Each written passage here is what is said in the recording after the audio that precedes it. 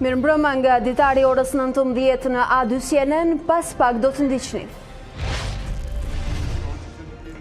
Kryeministri është optimist për situatën ku ndodhet vendi në luftën ndaj virusit pandemik, duke zgjatur orët e lëvizjes nga ora 13 në 17:30. Premton ndihmë ndaj bizneseve të cilët janë dyndur të aplikojnë për të përfituar pagën e luftës. Shumë të vetëpunësuar përjashtohen nga skema. Në vend rezultojnë të prekur me COVID-19 416 persona, mes tyre 23 viktima. Sot u shtuan 7 raste të reja, ndërsa të mposhtin virusin tashmë ja kanë dalë 183 persona. Izolimi nga koronavirusi nuk pengon gjykatën e lartë të nisë punën pas një ngërçit të zgjatur. Ngrihen 3 trupa gjyqësore të cilat presin për shkurtim 35.000 dosje të grumbulluara ndër vite. Policia plagos një person të shpallur në kërkim për 4 vrasje. Orges Bilbilit ju kërkua mjeti identifikimit, por ai preferoi të nxjerrë armën, duke sjellë edhe reagimin e efektivit të policisë. Në ngjarje mbeti e plagosur edhe një kalimtare rasti. Zonja dhe zotëri, mirëmbrëma, mirë se vini në këtë transmetim të drejt për drejt në ekranin e A2 CNN edhe në ditarin special dedikuar COVID-19 për sonde. Do të kemi komunikime të drejt për drejta pothuajse në të gjithë globin për të parë situatën e përdisuar të orëve të fundit, raportime nga tereni dhe përmbledhje të detajuara informative për të gjitha zhvillimet të orëve të fundit nga vendi, rajoni dhe bota si këto. Spanja raporton numrin më të ulët të viktimave nga COVID-19 që prej 24 marsit. Përmirësim ka edhe në Francë, ndërsa nga Shtetet e Bashkuara vijnë pamje tronditëse të varrosjes masive. Mbi 97.000 viktimat e koronavirusit në botë tashmë kanë arritur këtë shifër surreale. Katolikët në mbar botën kremtojnë të premten e madhe në mënyrë të pazakontë, ndërsa gjysma e popullatës është në shtëpi. Heshtja pushton Jeruzalemin dhe Romën, ku zhvillohet procesi i udhës së kryqit.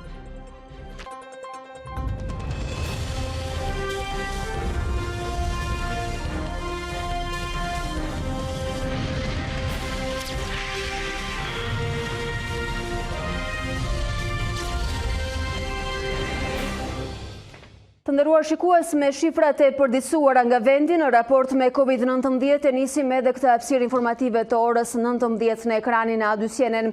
Tashmë të prekur zyrtarisht nga COVID-19 në vend janë 416 persona, mes tyre 23 viktima në vend. Në 24 orët e fundit janë testuar 162 persona të dyshuar, prej të cilëve janë konfirmuar 7 raste të reja me COVID-19, ndërsa ta mposhtin virusin ja kanë dalë 183 persona në vend. Harta e të prekurve nga koronavirusi zgjerohet në Tiranë tashmë me 3 raste të reja dhe Shkodër me 4 raste të reja. Megjithatë, për më shumë detajim edhe informacione të saksuara të cilat bazohen në shifra, ne do të shohim tabelën e përditësuar, e cila në rang kombëtar tregon të gjithë të prekurit në të gjitha qytetet, duke nisur me kryeqytetin, i cili tashmë shënon të konfirmuar 199 të prekur me COVID-19, duke mbajtur edhe rekordin se përket nivelit kombëtar për të prekur me COVID-19. Në listën e 199 personave, 13 në kryeqytet janë viktima të kësaj pandemie. Për të vazhduar më tutje me qytetin e Durrësit, i cili ka aktualisht 38 të konfirmuar zyrtarisht, nga të cilët 3 janë viktima. Rogozhina ka 4 të konfirmuar me COVID-19. Qyteti i Lushnjës ka 5 të konfirmuar me këtë virus, një nga cilët është viktima. Fieri regjistron 32 persona të prekur, një prej tyre është viktim. Elbasani numëron 15 raste, Kavaja ka 8, 2 prej të cilëve janë viktima. Korça ka 17 persona të konfirmuar me COVID-19. Qyteti i Vlorës ka 5 persona të infektuar, një viktim deri në momentet që ne flasim. Shohim më tutje qytetin e Shkodrës, i cili tashmë rezulton me 49 raste, një viktim. Qyteti i Lezhës ka regjistruar 14 raste të konfirmuara me COVID-19, Berati ka 2, Hasi ka 12, një viktim aktualisht, Kruja 5, Tropoja 4, Puka 4 dhe Mirdita 3, 3 qytetet e fundit të cilat kanë mbetur pa lëvizje të shifrave.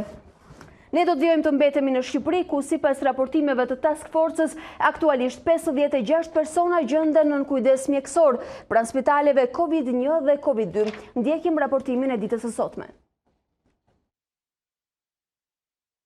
Një muaj nga karantinimi i popullatës në vend, Instituti i Shëndetit Publik ka njoftuar mbi rastet e reja dhe ato të pacientëve të shtruar dhe të shëruar në spitale. Që nga nisja e epidemisë deri më tani, edhe pse numri i të prekurve ka kaluar 400, mes tyre përfshihen personel mjekësor, por edhe disa efektiv policie të prekur nga virusi COVID-19. Kemi të shtruar gjithsej 2 personel shëndetësor.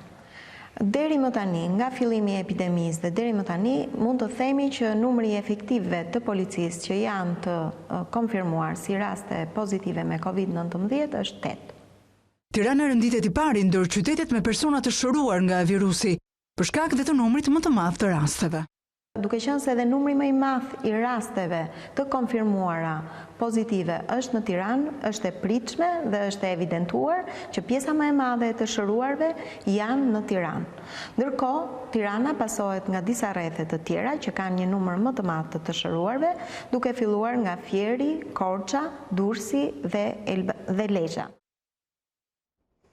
Të nderuar shikues të ekranit të A2CNN, është momenti për të nisur me vazhdën e komunikimeve të drejtpërdrejta nëse flasim për COVID-19 dhe lidhjet i nisin natyrisht me vendin. Zonja Rovena Daja, epidemiologe, pjesë e Institutit të Shëndetit Publik, disa prej njerëzve më aktiv dhe të angazhuar intensivisht të ditëve të fundit, ka zgjedhur të ndaj pak minuta për ekranin e A2CNN për të na dhënë një përditësim të situatës së minutave të fundit, duke qenë në koherencë të plotë me të rejat dhe atë çfarë ka ndodhur në raport me COVID-19. Zonja Daja, mirëmbrëma dhe unë ju falenderoj për kohën që na datë sonte.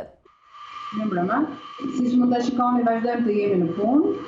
Ekzaminimet vazhdojnë të kryhen në laboratorin e biologjisë në Institutin e Shëndetit Publik. Lajmi i mirë që ju është që në ekzaminimet e fundit në 24 orëve të fundit kemi vetëm 7 raste pozitive dhe në fakt janë 4 raste nga Shkodra, janë 2 nga Tirana dhe kemi edhe një rast nga Durrësi.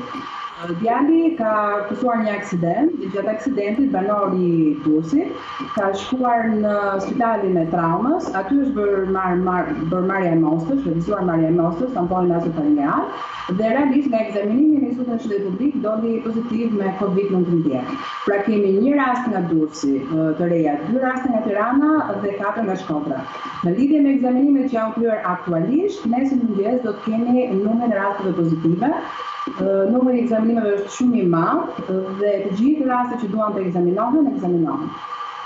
Zonja Daja, 7 raste të reja në 24 orët e fundit. 2 ditë më parë u regjistruan vetëm 9 raste të reja, por përmend 2 prej shifrave më të vogla në këtë kohë pandemie për Shqipërinë, që tregon një kurvë kryesisht premtuese, një qëndrim horizontal të saj. Në ekspertizën tuaj, sa do të jetë stabiliteti për vijimsinë e pandemisë nëse flasim për vendin? Me këto shifra që kemi tani, jemi pikërisht aty ku shpresonim të ishim, që të kishim një kurvë të sheshtë, që të vazhdonte e tillë dhe deri në eliminimin e të gjitha rasteve.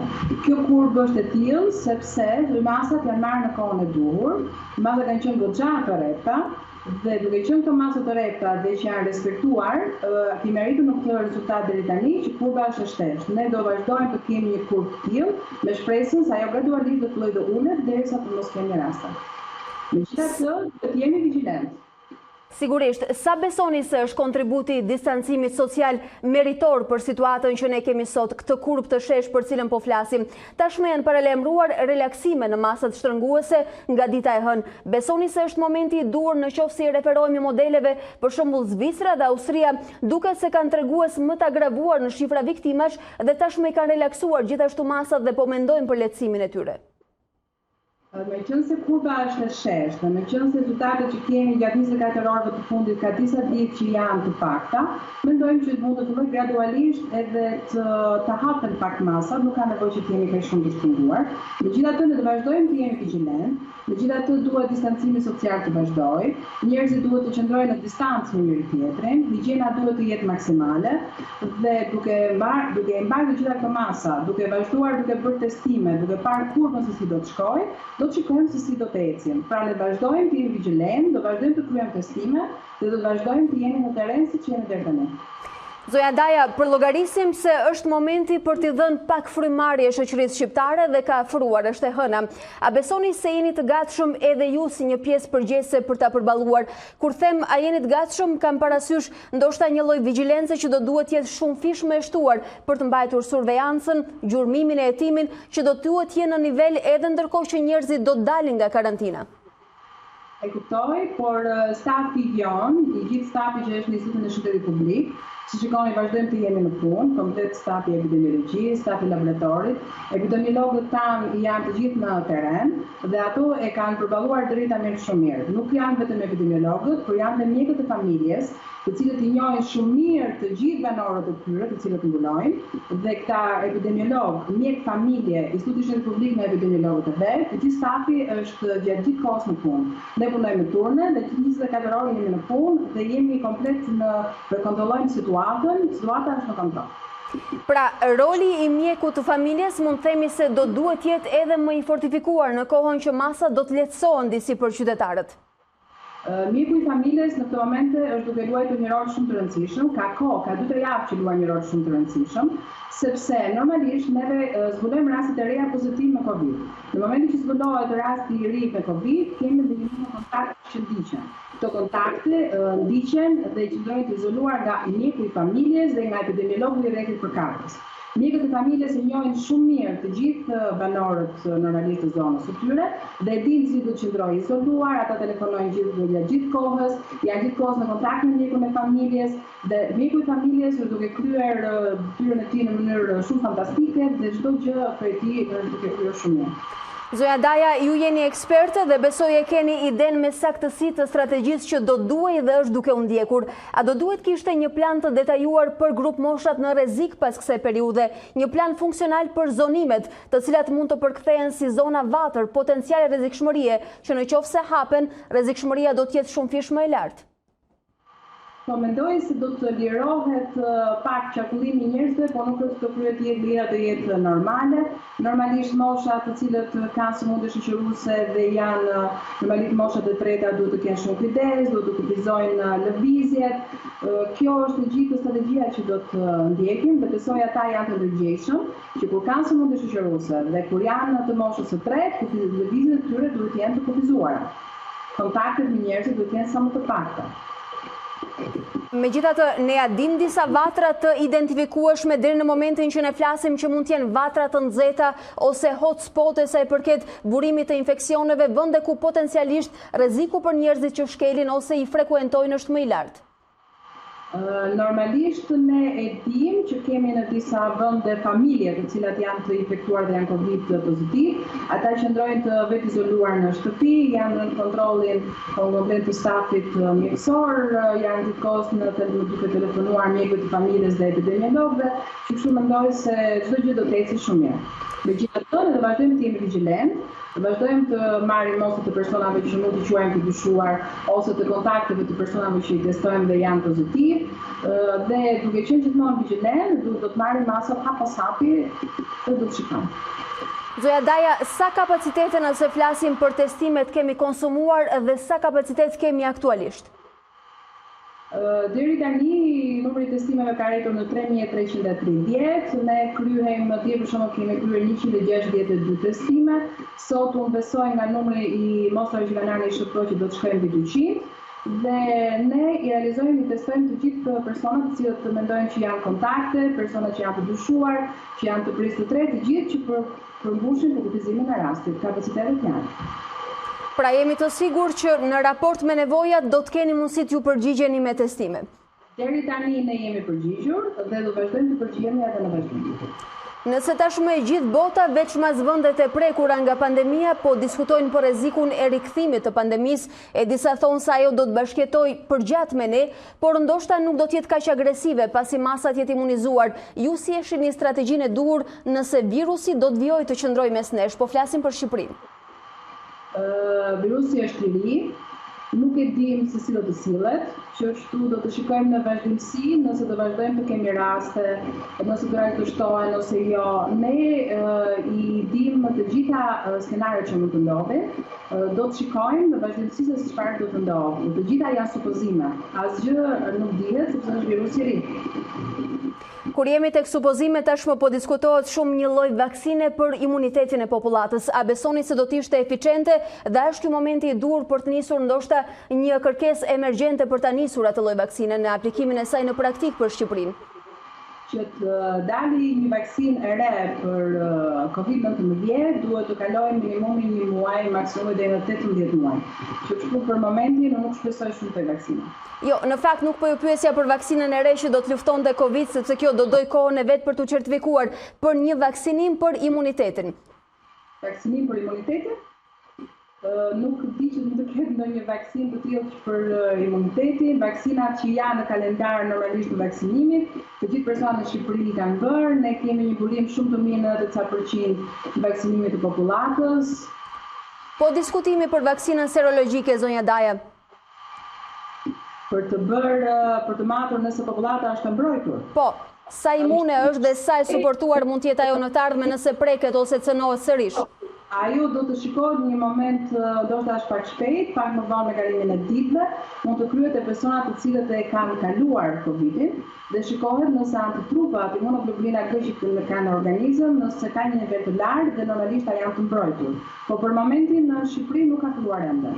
Por do të shumë shpejt. Zoja Daja, duke parë terrenin real ku ndodhemi, rastet që u vinë, ato që identifikoni viktimat e regjistruara deri më sot edhe gabimet që ndoshta ne bëjmë, neglizhencat që kryejmë në rutinën tonë, cila do të ishte në emrin e ekspertizës, si eksperte që jeni dhe personalisht, apeli ose mesazhi që do të kishit për shqiptarët në prag të lehtësimit të masave, sepse besoj është shumë i rëndësishëm. Unë mendoj që në radhë të parë duhet të evitohen vizitat që ne kemi tjetri, ju lutem mbani sa më shumë distancë, vizitat familjare të evitoni, vizitat si për rastet të mira ashtu edhe për rastet e vdekjeve, duhet të mbajmë një distancë me njëri tjetrin, të mos japim dorën, ndërkohë edhe higjiena duhet jetë maksimale. Unë ju falenderoj shumë për kohën që na dedikuat për ndrejt gjithë ditëve të ngarkuara tuaja dhe punës intensive. Faleminderit që ishit me ne, shëndet dhe punë sa më të lehtë në vim. Faleminderit juve. Ndërkohë, këtë të premte, trafiku në Tiranë nuk ishte asnjë ndryshim nga i para pandemisë, pavarësisht izolimit me makina apo me këmbë, qytetarët kanë shfrytzuar maksimalisht sot orarin e lëvizjes së lirë, të përshqetësuar nga forcat e rendit. Elona Gjyrimi na sjell një panoramë të situatës së orëve të fundit. Me zitën e së premtes, kjo është situata në një prej kryqëzimeve më të frekuentuar në Tiranë, atë të 21 dhjetorit. Siç mund ta shihni, nuk ka vetëm trafik makinash, por edhe njerëzish, pavarësisht pandemisë. Trafiku në Tiranë gjante si ai një ditë të zakonshme para koronavirusit dhe kufizimeve të lëvizjes që ai solli që prej muajit mars. Njerëzit dhe makinat lëviznin zhurmshëm në kryeqytet, duke krijuar dhe trafik deri në orën 13, kur u mbyll qarkullimi sipas vendimit të Ministrisë së Shëndetësisë. Distancat sociale që mjekët dhe politikbërësit artikulojnë shpesh në ekranet televizive nuk zbatohen, pavarësisht se numri të prekurve nga koronavirusi në vendin tonë ka kaluar 400. Ky postoblok kontrolli pranë Zogutëzi ishte ndër të paktët që pam në Tiranë për të verifikuar nëse qytetarët e kishin apo jo lejen për të qarkulluar të marrë në një Albania. Duket se u ka mbetur ndërgjigjes së tyre të zbatojnë apo jo rregullat e lëvizjes. Për punë. Ju ndaloi kush nga policia për autorizim? Asnjë. Jo, e kam lejen në xhep. Për çfarë keni dalë? Për pazar. Ja, sot s'm kanalu, ditë tjetër më kanalu. Kemi dhe autorizim, Keni autorizim? Patjetër që e kemi. Ju ka ndaluar policia për të pyetur nëse keni dokumentacion apo? Nuk para dalë shumë që të kem kontakte me policinë. Në spital, bëj reze, edhe ikin kënd. Njësoj o si ditë normale. Jo si kur është në karantinë ose kështu, ditë normale, shumë qarkullim ka. Nuk më duket normal, por njerëzit do ikin edhe në punë. Tash që është ora për të kthyer, do kthehen. Do të shkojmë te gjyqja që të bëjmë këto pazaret. Ju ka ndaluar ndonjë policë për të pyetur nëse keni autorizim apo jo? Deri tani jo, po lejen e kemi marrë. Megjithatë, nga e hëna, qytetarët do të kenë 4 orë gjysmë më shumë kohë në dispozicion për të përmbushur angazhimet e tyre. Policia bashkiake në qytetin e Elbasanit ka zbuluar një lokal që punonte në mënyrë të fshehur. Brenda lokalit janë gjetur 5 klientë, të cilët janë shoqëruar dhe gjobitur me nga 10.000 lekë personi, ndërsa pronari i lokalit është gjobitur me vlerën e 1 milion lekëve të reja. Dëshira për një kafe në ambientet e lokalit të lagjes duket se u ka kushtuar shtrenjtë 5 klientëve dhe pronarit të këtij lokali në lagjen Aqif Pasha në qytetin e Elbasanit. Ata janë kapur nga policia bashkiake në kundërshtim me rregullat dhe masat mbrojtëse në këtë periudhë pandemie.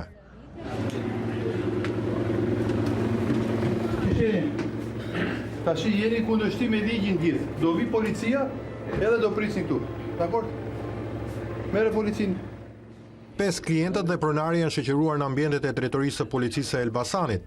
Ndaj qytetarëve është aplikuar gjoba për 10.000 lekësh të reja, ndërsa ndaj pronarit të lokalit, gjoba shkon 1 milion lekë të reja, dhe në rast se rezulton përsëritës i shkeleve dhe rregullave të pandemisë, rrezikon dhe pezullimin e lejes aktivitetit për 6 muaj. Ky është rasti përsëritur në qytetin e Elbasanit, ku në mënyrë të papërgjegjshme lokalet funksionojnë në mënyrë të fshehur me qepena të mbyllur. I tillë ishte edhe rasti i pronarit të një bar-restoranti në afërsi të gjykatës së Elbasanit, nga ku rezultojnë të infektuar me Covid disa persona në lagjen 5 maj.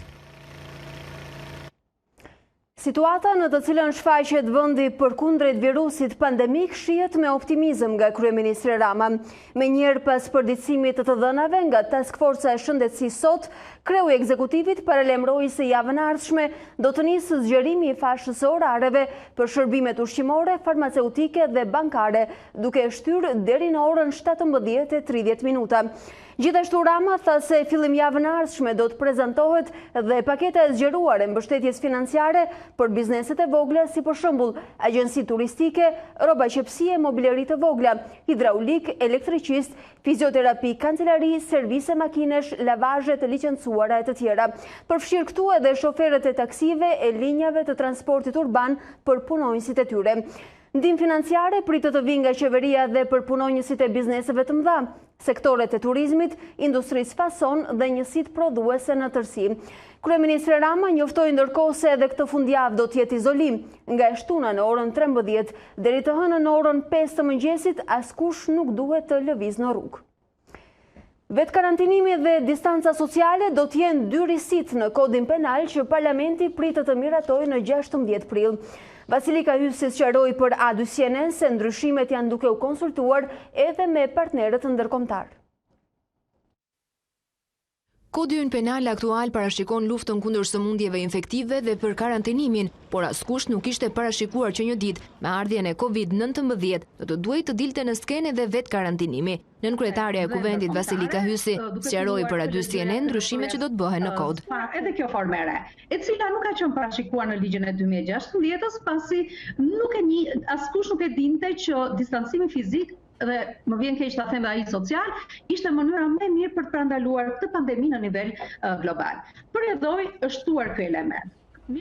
Por kush do të jetë subjekt të ndryshimeve të kodit penal? Shkelësi të ligjit i cili, duke ditur që duhet të rinë në karantinë, që është infektuar ose ka ardhur nga një vend që ka probleme me Covidin, ka bërë kashillik dhe ka dalë në mënyrë publike, ka dalë dhe ka infektuar një pjesë të mirë të njerëzve, duke ditur që ai duhet rinte në karantinë. Kësaj nisme do t'i bashkohen edhe dy nisma të tjera, ajo për dhunën në familje, por edhe për antimafian në të njëjtën seancë plenare. Parlamenti do të mblidhe të njëjtën e ardhshme, por në kushte të rrepta të kontrollit dhe distancës sociale. Në rend të ditës, sipas miratimeve që u bën nga konferenca e kryetarëve, do të jenë që nga UFL deri te ndryshimet në kodin penal që përfshin edhe karantinën.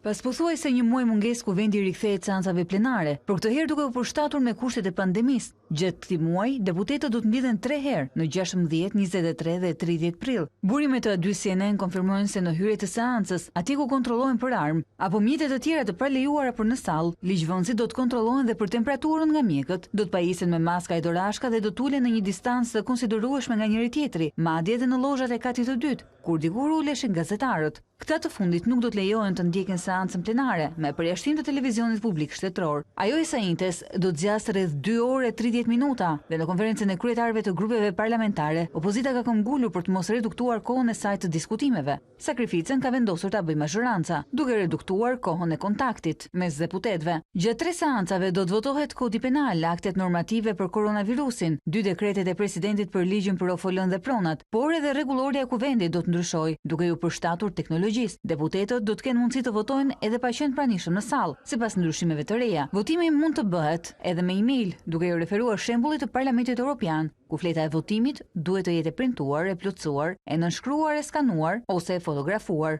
Me procedurë të përshpejtuar në kushte të emergjencës, mund të kalojë më shumë se një ligj brenda 3 javëve. Të nderuar shikues, ne jemi rikthyer në këtë transmetim të drejt për drejt duke mbetur tek ngjarjet e ditës nga aktualiteti. Orges Bilbili, një emër i njohur për policinë, u arrestua këtë të premte pasi rastësisht një efektiv i shqiponjave i kërkoi lejen e daljes dhe dokumentin e identifikimit. I skeduari për vrasje tentoi të largohej, madje kërcënoi efektivin me pistolet, por u përball me reagimin e menjëhershëm të policit. Orges Bilbili, person me rrezikshmëri të lartë shoqërore dhe i shpallur në kërkim nga policia për masakrën e Lushnjës në vitin 2016, mbeti i plagosur në kryeqytet pas përballjes me efektiv të repartit Shqiponja. Ngjarja e rëndë ndodhi në zonën e Zhamllikut pranë shkollës Niket Dardani.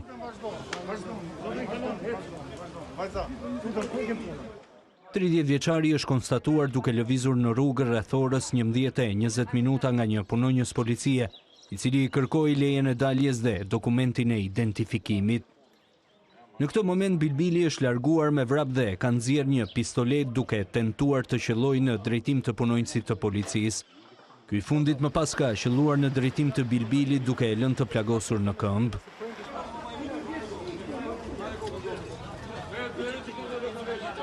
Nga të shtronat e plagosur mbeti dhe një kalimtare që ndodhej në vendin e ngjarjes. Sipas drejtorit të policisë së Tiranës, efektivi i shqiponjave veproi konform rregullave. Punojësi i policisë ishte i vetëm, është punojës policisë me përvojë i ekipit shqiponjave dhe ka vepruar në bazë të gjithë procedurave standarde të punës. Dy të plagosurit janë transportuar në spitalin e traumës dhe ndodhen jashtë rrezikut për jetën. Bilbili rezulton i dënuar dhe me 7 vjet e 4 muaj burg për trafikim të narkotikëve, ndërsa dyshohet si i përfshirë dhe në masakrën e Lushnjës në vitin 2016, ku mbetën të vrarë 2 persona, njëri prej të cilëve nipi i shkreu të bandës së Lushnjës Aldo Bare. Paraditja e sotme për pak momente u duk sikur në riktheu rutinën e parakarantinimit, ku në 24 orë ne nuk i shpëtonim raportimeve për 2-3 vrasje ose plagosje në ditë, aqsa na u kthyen pothuajse në normalitet. Sot jo më, në javën e 5 të karantinës dukshëm është zbehur raportimi për çështje penale në vend, por ne kërkuam një evidencë të saktë për të parë diferencën, si është niveli i kriminalitetit në kohë karantine në vend. Dhe mbi këtë ka zhurmuar reporteri ynë Julka Sapi, i cili edhe sonte flet me gjuhën e shifrave. Jul, mirëmbrëma dhe mirë se erdhe në këtë komunikim të drejt për drejt. Çfarë thon shifrat që ke konsultuar? Sa është ulur agresiviteti i shqiptarëve në 5 javë të karantinës? A i ka ndihmuar izolimi disi përqetësi në këtë drejtim? Atëherë, Alba, për sa i përket shifrave, nëse do të flasim me gjuhën e shifrave, të vetmen gjë që mund të themi të paktën sipas statistikave është se Shqipëria nuk ka njohur shumë aksidente, ose të paktën aksidente me pasoja të rënda ato që ishim mësuar të i raportonim për ditë, pra me humbje jetë në rrugët e Shqipërisë, të paktën tashmë ato janë minimizuar për mos thënë zero. Por nga ana tjetër, nuk ka një ulje të kriminalitetit nëse mund të flasim gjithmonë me gjuhën e shifrave. Për sa i përket ngjarjeve të rënda, pra ngjarjeve kriminale, ato sigurisht janë minimizuar pasi ka dhe patrullimet policisë, patrullimet shpeshta të policisë në rrugët e kryeqytetit, ndaj dhe është disi e vështirë që krimi të zbresë në rrugë dhe të kryhet paktën nëse mund të themi vrasje ose ngjarje të tjera të rënda kriminale. Por nga ana tjetër kemi një rritje, nëse mund të themi, të shifrave për sa i përket dhunës në familje, por dhe vjedhjeve kryesisht pronës. Për sa i përket dhunës në familje, që nga data 10 mars, kohën në të cilën Shqipëria filloi të mbyllte pra kufijtë e saj, fillimisht me Greqinë dhe pas me Italinë, pasi edhe vetë shteti fqinj u detyrua të izolohej në karantinë, kemi rreth, ose të paktën mesatarisht kemi 180 raste të dhunës në familje, çka bën, nëse mund bëjmë për sa i përket, pra nëse mund flasim me gjuhën e shifrave, mesatarisht ndodhin paktën 3 raste, pra 3 raste në ditë dhunës në familje, të cilat janë raportuar në organet e policisë dhe që sigurisht policia i ka ndjekur. Pra nuk është se kemi një ullje të këtij fenomeni, kryesisht dhunës në familje, ndërkohë nëse flasim për vjedhjet e pronës kryesisht, edhe këto nuk janë minimizuar pasi nga 10 marsi, pra kohën në cilën Shqipëria u fut në karantinë, por dhe deri më tani, pra në datën 10 prill kemi rreth 80 raste të cilat janë evidentuar nga policia të vjedhjes së pronës. Paktën këto janë ata që bien më shumë sy, pra këto dy vepra penale të cilat bien më shumë sy për sa i përket 5 javorshit, pra të futjes së vendit tonë në karantinë, dhuna në familje dhe sigurisht vjedhja e pronës. Ka pasur dhe krime ndaj personit, por përgjithsisht paktën sipas statistikave të policisë, këto krime janë fokusuar më shumë tek kanosja. Pra kemi numër të lartë kanosjesh, por nuk kemi ngjarje të rënda kriminale për sa i përket siç ishte rasti i sotëm me plagosjen e një kriminali, por dhe raste të tjera të cilat kanë çuar në vrasjen e personave. Paktën kjo është pasqyra, nëse mund të flasim me gjuhën e shifrave për sa i përket veprave penale, por ajo që vihet e re është se kemi një numër të lartë dhunës familje, të rasteve të dhunës familje, me rreth 180 raste për 30 ditë dhe mesatarja shkon pra për 3 raste në ditë raportuar në policinë e shtetit për dhunë në familje. Gjithsesi një shifër e lartë. Pra, në 5 javët e karantinimit në vend yll kemi raportime për procedime penale të shtuara në numër për dhunën në familje dhe për vjedhjet e pronës. Në qoftë se do donim të dinim hartën e vendeve të prekura nga krimi më shumë në këto ditë, kemi një ide të përshëndrimit të saj? Atëherë përgjithsisht vjedhjet ndodhin më së shumti në kryeqytet, nëse do të flasim me numra, vjedhjet më të shumta janë përqendruara në Tiranë, pas kemi dhe zonat urbane si qytete të tjera si Durrësi, Vlora, por Elbasani, gjithashtu dhe Fieri. Por numri më i lartë i vjedhjeve, por dhe i rasteve të raportuara në polici për sa i përket dhunës familje, sigurisht mbetet kryeqyteti, ashtu siç është dhe për sa i përket pandemisë, pra dhe personave të prekur nga koronavirus. Jul Kasapi, unë të falenderoj për këtë analizë që na solli përmes shifrave sonte. Ndërkohë, nëse shifrat i morëm, le të përpiqemi të japim edhe një shpjegim social, reagimit të shoqërisë shqiptare në javët e detyruara të shtetërrethimit nga pandemia. Sociologu Gëzim Tushi ka pranuar të ndaj pak minuta me ekranin e A2 për të na dhënë këndin e tij për këto ditë. Zoti Tushi, ju urojmë mirëseardhje, mirëmbrëma dhe mirësevini.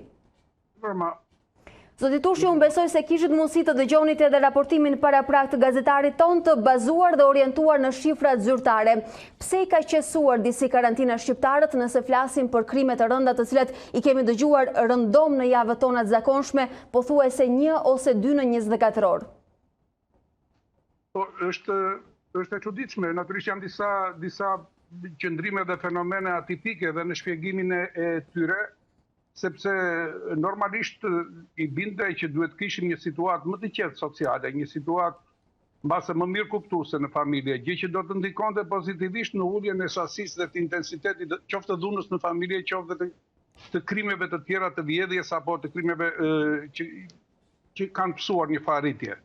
Unë mendoj që ka disa arsye që ndikojnë sigurisht në këtë situatë. Natyrisht jeta në izolim nuk është jetë normale, dihet, është një jetë e detyruar, është në funksion parimeve të shëndetit dhe është gjë domosdoshme. Nuk jam kundër izolimit, përkundrazi duhet të jesh sociopat, duhet të jesh njeri jo normal, nga mendja të mos kesh frikë nga ky virus kaq i rrezikshëm dhe të mos vlerësosh rolin e madh që luan shtëpia dhe familja në këtë rast për të mbrojtur nga goditja e këtij virusit të tmerrshëm. Por problemi është që në të vërtet duket që familja shqiptare nuk e ka shëndetin mirë. Dhe në një farë mënyrë është ajo që thonë sociologët që familja sot planetarisht është një institucion i smur dhe nuk i kryen siç duhet funksionet brenda saj. Në vend që të jetë një vatër e qetë, një institucion i ngrohtë, një institucion ku marrëdhëniet midis njerëzve, ku ajo empatia emocionale, lidhjet interpersonale të jenë më të qeta, më të stabilizuara në kushtet kur kemi një armik që vjen nga jashtë, ne i shtojmë dhe një armik nga brenda. E në një farë mënyrë këto tensionet vinë edhe nga hapësira. Ka një shpjegim që është mbase nuk është determinant dhe nuk do të thotë që pas kësaj është për shkak të kësaj, do me thënë hapësira e ngushtë e faktit që jemi të gjithë të grumbulluar në familje duhet të i rrit tensionet, sepse natyrisht ngushtimi i hapësirës i rrit tensionet, i rrit konfliktet, kurdo, natyrisht. Po ashtu dhe rrit dhe empatin, dhe lidhjet miqësore, etj, dhe lidhjet bashkëtortore. Mirë, po me sa duket ne jemi të prirur që këtë tension ta kthejmë në konflikt dhe sikur se e dini vatra kryesore e konflikti ose si thua ai antena ku shkarkohen si thua tensionet familjare janë gratë dhe fëmijët. Dhe në këtë pikë pamje më duket që për fat keq ky kordon i shëmtuar kriminal që nuk është defekt kulturor, sepse kam përshtypjen që vazhdojmë të vjemi këmbane të vjetër që është e ndryshur tani më, duke konsideruar si një defekt që është i lidhur me kulturën tonë, me historinë tonë etj. Jo, kjo duhet marrë fund ky interpretim i sforcuar dhe i gabuar. Këto sjellje janë kriminale. Dhe për fat të keq me sa duket, meshkujt janë mësuar, nuk janë mësuar të jetojnë të izoluar, nuk janë mësuar që të gjejnë atë hapësirën e komunikimit të ngrohtë brenda familjes, sepse me sa duket kjo ja u ka kufizuar nga pak atë qefet, veset për të realizuar qefet e tyre, nuk është fjala për në kuptimin banal të veseve, që mos keq kuptohemi fare. Sigurisht, zoti Tushi, këtu dua të ndërhy. Nëse diskutojmë këtë si një nga efektet e këtij izolimi të detyrueshëm të shoqërisë shqiptare, ky lloj mos funksionimi i institucionit të familjes, ju besoni se është një sindrom e izoluar shqiptare? Jo, nuk besoj se është i izoluar shqiptare, ka të bëj krejtësisht me tipologjinë e re të kësaj familje. Natyrisht kjo nuk është më familja tradicionale që ka ato modulet e njohura të komunikimit dhe disa vlera morale të qëndrueshme.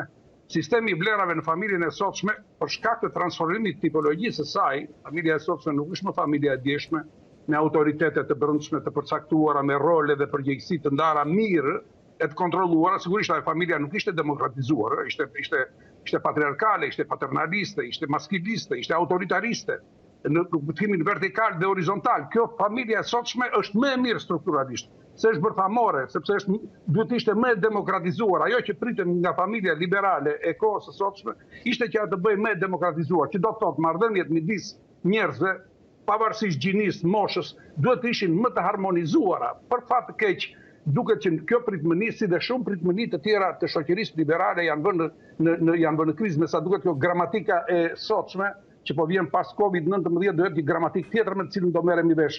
Edhe në familje, po me sa duket edhe në shoqëri, edhe në shtet. Megjithatë, zoti Tushi, ky demokratizim pothuajse i plot sot i shoqërisë anë mban globit natyrisht nuk është fenomen shqiptar. A mos ka produkt edhe më shumë tension, edhe më shumë mosmarrveshje, edhe më shumë përçarje, duke qenë kaq demokratike dhe kaq e hapur sa sot?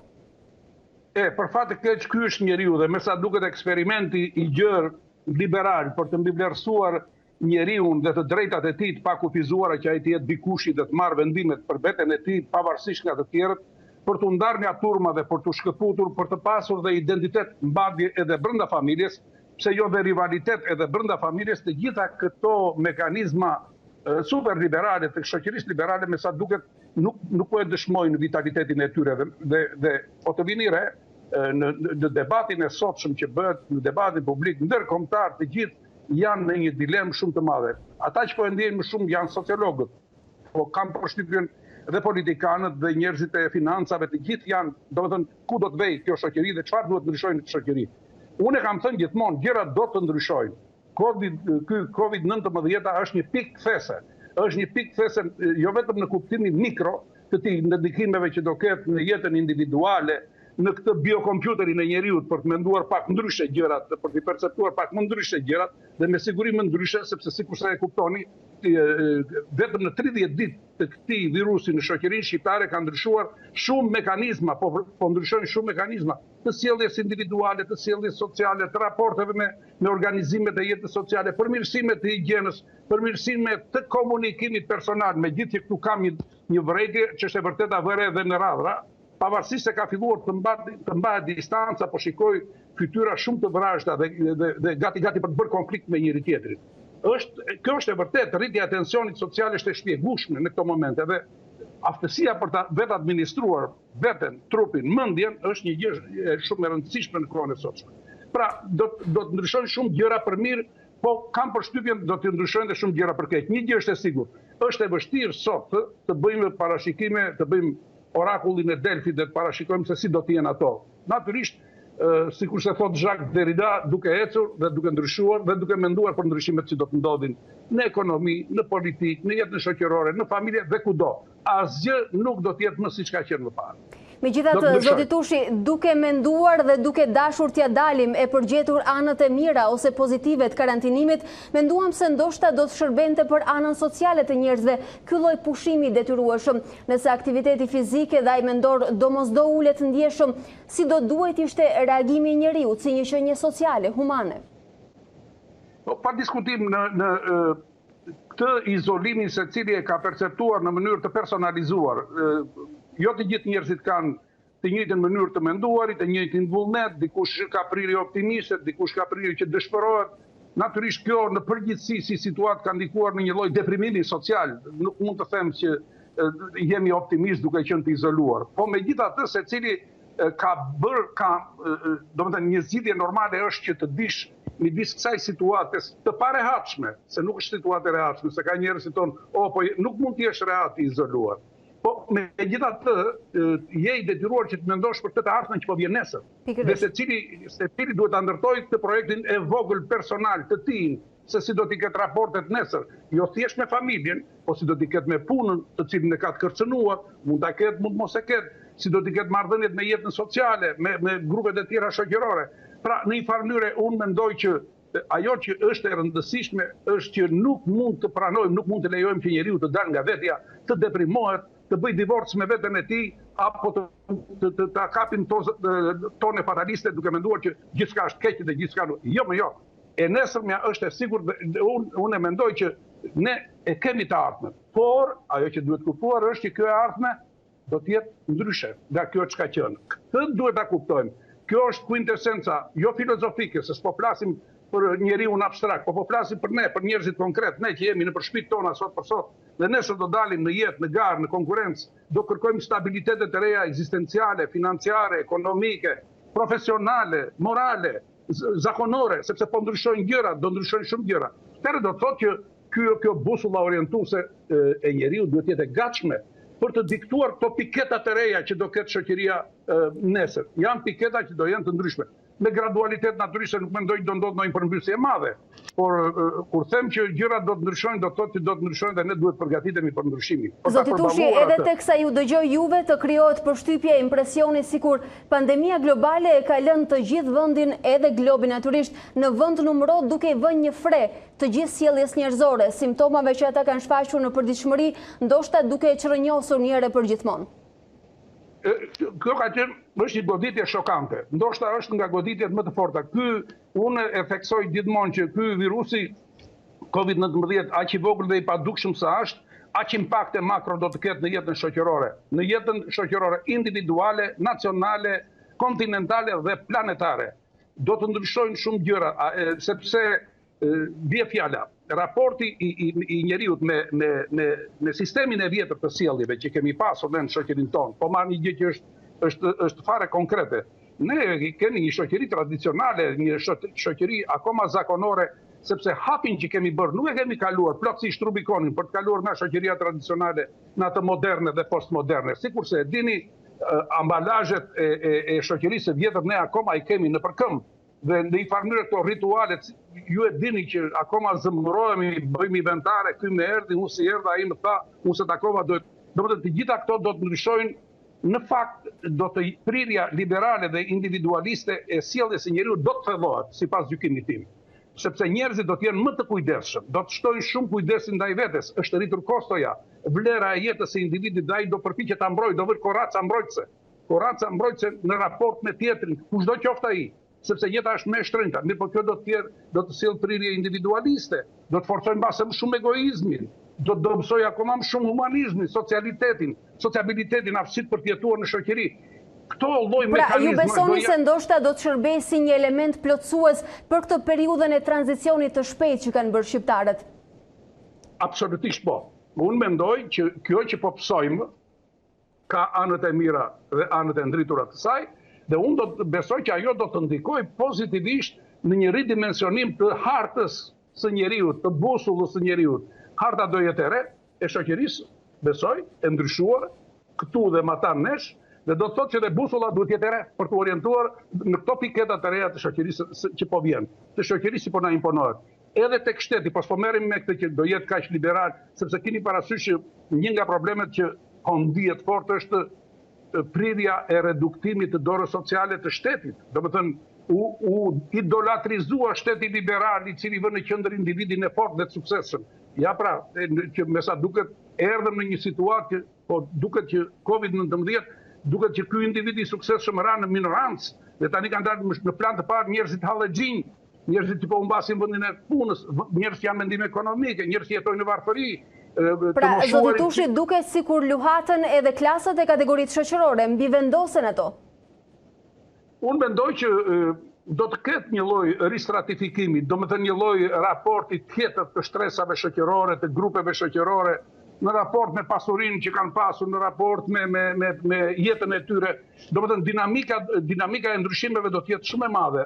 Unë uroj që ky ristratifikim, ky ndryshim i marrëdhënieve dhe i raporteve ekonomike dhe financiare të individit dhe i raporteve të tjera jetësore të individit të jetë i shëndetshëm, të jetë i kontrolluar. Në këtë rast, unë mendoj që roli i shtetit është jashtëzakonisht i madh. Unë duhet të theksoj diçka me që dolave dhe kjo e shtetit.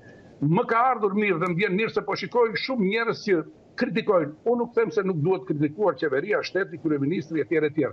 Por në kushtet kur kjo pandemi ishte e papërballueshme, dinake, e fortë, virulente, shkatërruese, asgjësuese, më saktë se tërmeti vërtet po shtëpit ngrihen. Duke përjashtuar ato humbe, kurse me virusin nuk ka fitore. Është asgjësuese. Atëherë në këtë pikpamje, dy role që ka luajtur shteti, qeveria në këtë rast, rolin si shtet klinik, pra i detyroi trupat njerëzor të disiplinohen. Domethënë të sillen në mënyrë të disiplinuar, me fasha orare, me dyqane, me gjitha. Dhe kjo ishte e domosdoshme ky aspekti klinik. Po e dyta, që është shumë e rëndësishme dhe më vjen mirë ta theksoj, shteti u detyrua të vënte rolin pedagogjik, domethënë rolin edukativ, që thot të lash duar, të bësh këtë, të bësh atë, domethënë një protokoll të cilin ai ishte i detyruar ta kërkojë. Ka punuar për një modernizim të detyrueshëm të distancimit social që me sa duket ishte masa e vetme eficiente për të luftuar me këtë armik, zoti Tushi. Nëse mendoni për këtë busullën e re për cilën po flisni, për bioritmin dhe jetën sociale që do të marrë një trend tjetër, cili do të ishte apeli juaj i fundit për njerëzit që na dëgjojnë tashmë që dini edhe shifrat e javëve të karantinës? Apeli im është optimist. Unë besoj që njerëzit duhet të mbajnë të karikuara bateritë e vullnetit, të orientimit, të mendojnë, shikoni, ndjenjat e dëshpërimit dhe pesimizmit burojnë nga truri, nga mendja. Nëse mendja mendon brapsht, mund të bjesh, mund të deprimohesh. Ne duhet të përgatitemi, që duke dalë nga karantina, duhet përgatitemi tani, të kemi gati ato ide se çfarë do bëjmë, biznesit të tia, politikanët të vetëm, njerëzit e zakonshëm të tyre, në mënyrë që të dalim frontalisht triumfalisht nga kjo betejë dhe të mos ndodhemi pastaj si në shkret të tirë që nuk dim se nga të orientohemi. Prandaj unë them që duhet punojmë akoma më shumë brenda familjes tonë. Kemi rastin e mirë që këtë familjen sot, këtë shtëpinë tonë, këtë institucionin tonë të jetës private, kemi mundësi ta përdorim shumë mirë. I kemi të gjitha resurset brenda familjes, në mënyrë që secili nga ne, fëmijët që do kthehen në bangat e shkollës, studentët që do vënë aulat e universitetit, në punësit që do vënë atje, të tjerët që do vazhdojnë punët në bizneset e tyre apo në këto frontet e punës, të dalin të karikuar, si thua, me bateritë përgatitura, se gjërat do jenë shumë më të vështira se çka kanë qenë më parë. Pra, të reflektojmë dhe të dalim me ide. Sigurisht, idetë janë të domosdoshme tek njeriu, nuk shkala për ide të mëdha, se mos na thonë që domethënë ide filozofike. Jo, ide jetësore. Kjo unë e pëlqej orientimin biofilik të njeriu që do jetën. Njeriu që do jetën ditë bëj dhe projektin e tij, të thjeshtë, personal, familjar, në mënyrë që të ditë të orientohet të arrijë ato piketa të tij orientuese në jetë. Prandaj folëm edhe për busullën e jetës. Zoti Tushi, unë ju falenderoj shumë për këto minuta të vyera, ju uroj shëndete dhe ditë më të lehta derisa masat lehtësohen për të ritakuar ndoshta në studio sërish. Shumë faleminderit dhe uroj që gjithë shqiptarët të kenë fat mbarësi dhe ta kalojmë sa më lehtë këtë betejë të madhe me këtë të keqe që na ka kapur. Faleminderit dhe shëndet, natën e mirë. Natën e mirë. Ndërsa ne të nderuar shikuesi rikthehemi zhvillimeve të tjera duke mbetur në aktualitet, edhe pse aktet normative të miratuara për shkak të situatës nga Covid-19 kanë pezulluar veprimtarinë gjyqësore, gjykata e lartë ka marrë masat që të rifillojë menjëherë veprimtarinë e saj gjykuese në dhomat e Këshillimit. Gjykata e lartë njoftoi formimin e 3 trupave gjykuese që do të nisin shqyrtimin e çështjeve për herë të parë që pas muajit të vitit maj në 2019, kur ky institucion doli krejtësisht jashtë funksionit. Janë rreth 35.000 dosje të cilat presin shqyrtimin. Gjykata e lartë nis punën për shqyrtimin e dosjeve të para, pas 2 vitesh së mungesës së funksionimit të saj. Në një njoftim zyrtar, mësohet se numri i lartë i çështjeve në pritje për të shqyrtuar ka ardhur si shkak i paksimit të numrit të gjyqtarëve dhe këshilltarëve ligjor gjatë 3 viteve të fundit, që nga maji i vitit 2019, kjo gjykatë nuk ka qenë funksionale dhe nuk ka mundur të shqyrtojë dhe gjykojë asnjë çështje. Edhe pse shumë institucione kanë zgjedhur të tjera forma të funksionimit në kushtet e pandemisë, mbledhja e përgjithshme e gjyqtarëve vendosi të ngret 3 trupa gjyqësore që do të marrin në shqyrtim çështjet. Me emërimin e gjyqtarëve të rinj, kjo trup ka përcaktuar një metodologji të re pune, duke nisur me ato çështje që kanë afate të limituara, sikurse janë mosmarrveshjet për jurisdiksionin, kompetencën, kërkesat për pezullimin e ekzekutimit të vendimeve dhe të tjera. Pas, nuk do të ngelet dhe shqyrtimi i rekurseve të çështjeve të themelit, nisur nga kriteri i kohës së paraqitjes së tyre për shqyrtim.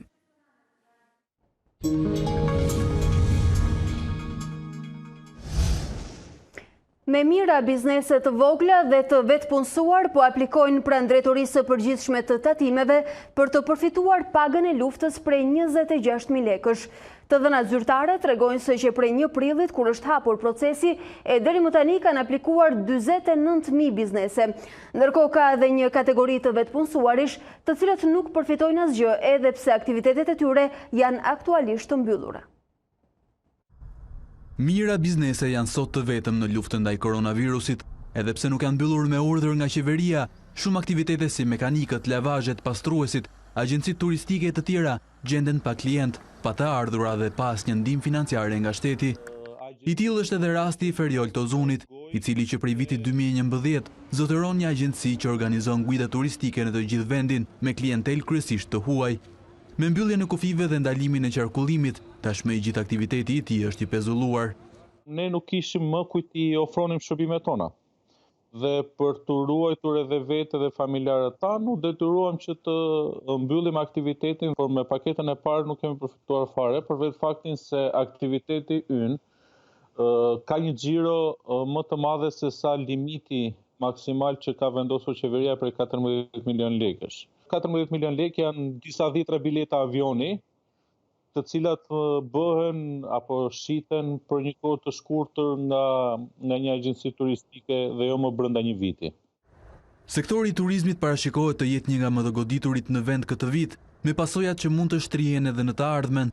Aktualisht, në një periudhë kur duhet të ishte kulmi i rezervimeve, agjencitë janë duke bërë dëmshpërblimin e shërbimeve të shitura më herët.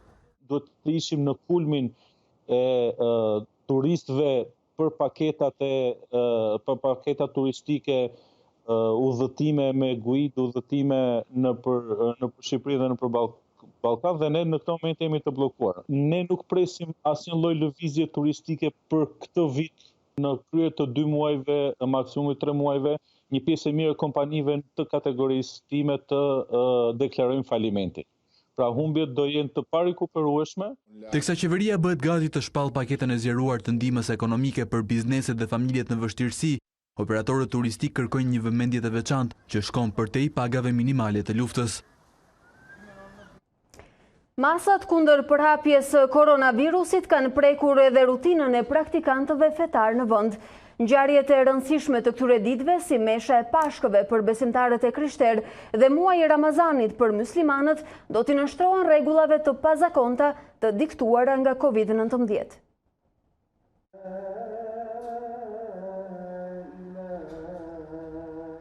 Në kohë të zakonshme, e premtja duhet ta gjente këtë xhami plot me besimtar. Vetëm pak orë para Pashkëve, dyert e katedrales katolike duhet të gëlonin nga njerëzit. Besimtarët janë bindur thirrjes së mjekëve e qeverisë, por edhe vendimeve të komuniteteve përkatëse për ndërprerje të riteve në vendet e kultit. Në këto kushte, njerëzit e fesë kanë gjetur mundësi alternative për të qenë pranë tyre. Megjithatë, kemi transmetuar me mjetet e komunikimit meshen dhe këto kremtime gjatë kësaj jave, i kemi transmetuar me Facebook, me YouTube edhe edhe me televizor. Sepse ishte shumë e dobishme që në këto ditë të mbajmë kontakt me besimtarët. Munduar që imamët të mbajnë kontaktet me besimtarët duke patur kontaktet drejt për drejt me anë të telefonit, me anë të numrit të telefonit apo duke përdorur rrjetet sociale të cilat sot po përdoren më tepër se kur në masë. Ashtu si gjatë kreshmëve, besimtarët katolik nuk do të munden të jenë në kish as në meshën e Pashkës. Kjo është java më e rëndësishme në vitin liturgjik. Si do të zhvillohet mesha e Pashkës? Në kisha, por vetëm me meshtarët. Ndoshta për shembull ne kemi pasur mundësi me lejen të kemi një numër shumë të kufizuar personave të pranishëm në katedralen tonë këtu në Tiranë. Gjithmonë me lejen e policës dhe duke mbajtur edhe normat që janë të udhëzimet të porositura nga autoritetet. Situata e COVID-19 do të privoj edhe besimtarët musliman nga disa rite gjatë muajin të shenjtë të Ramazanit. Ramazani nuk është një adhurim që mund të shtyhet. Ai ose bëhet në atë periudhë ose nuk bëhet. Pra nuk ka një shtyrje.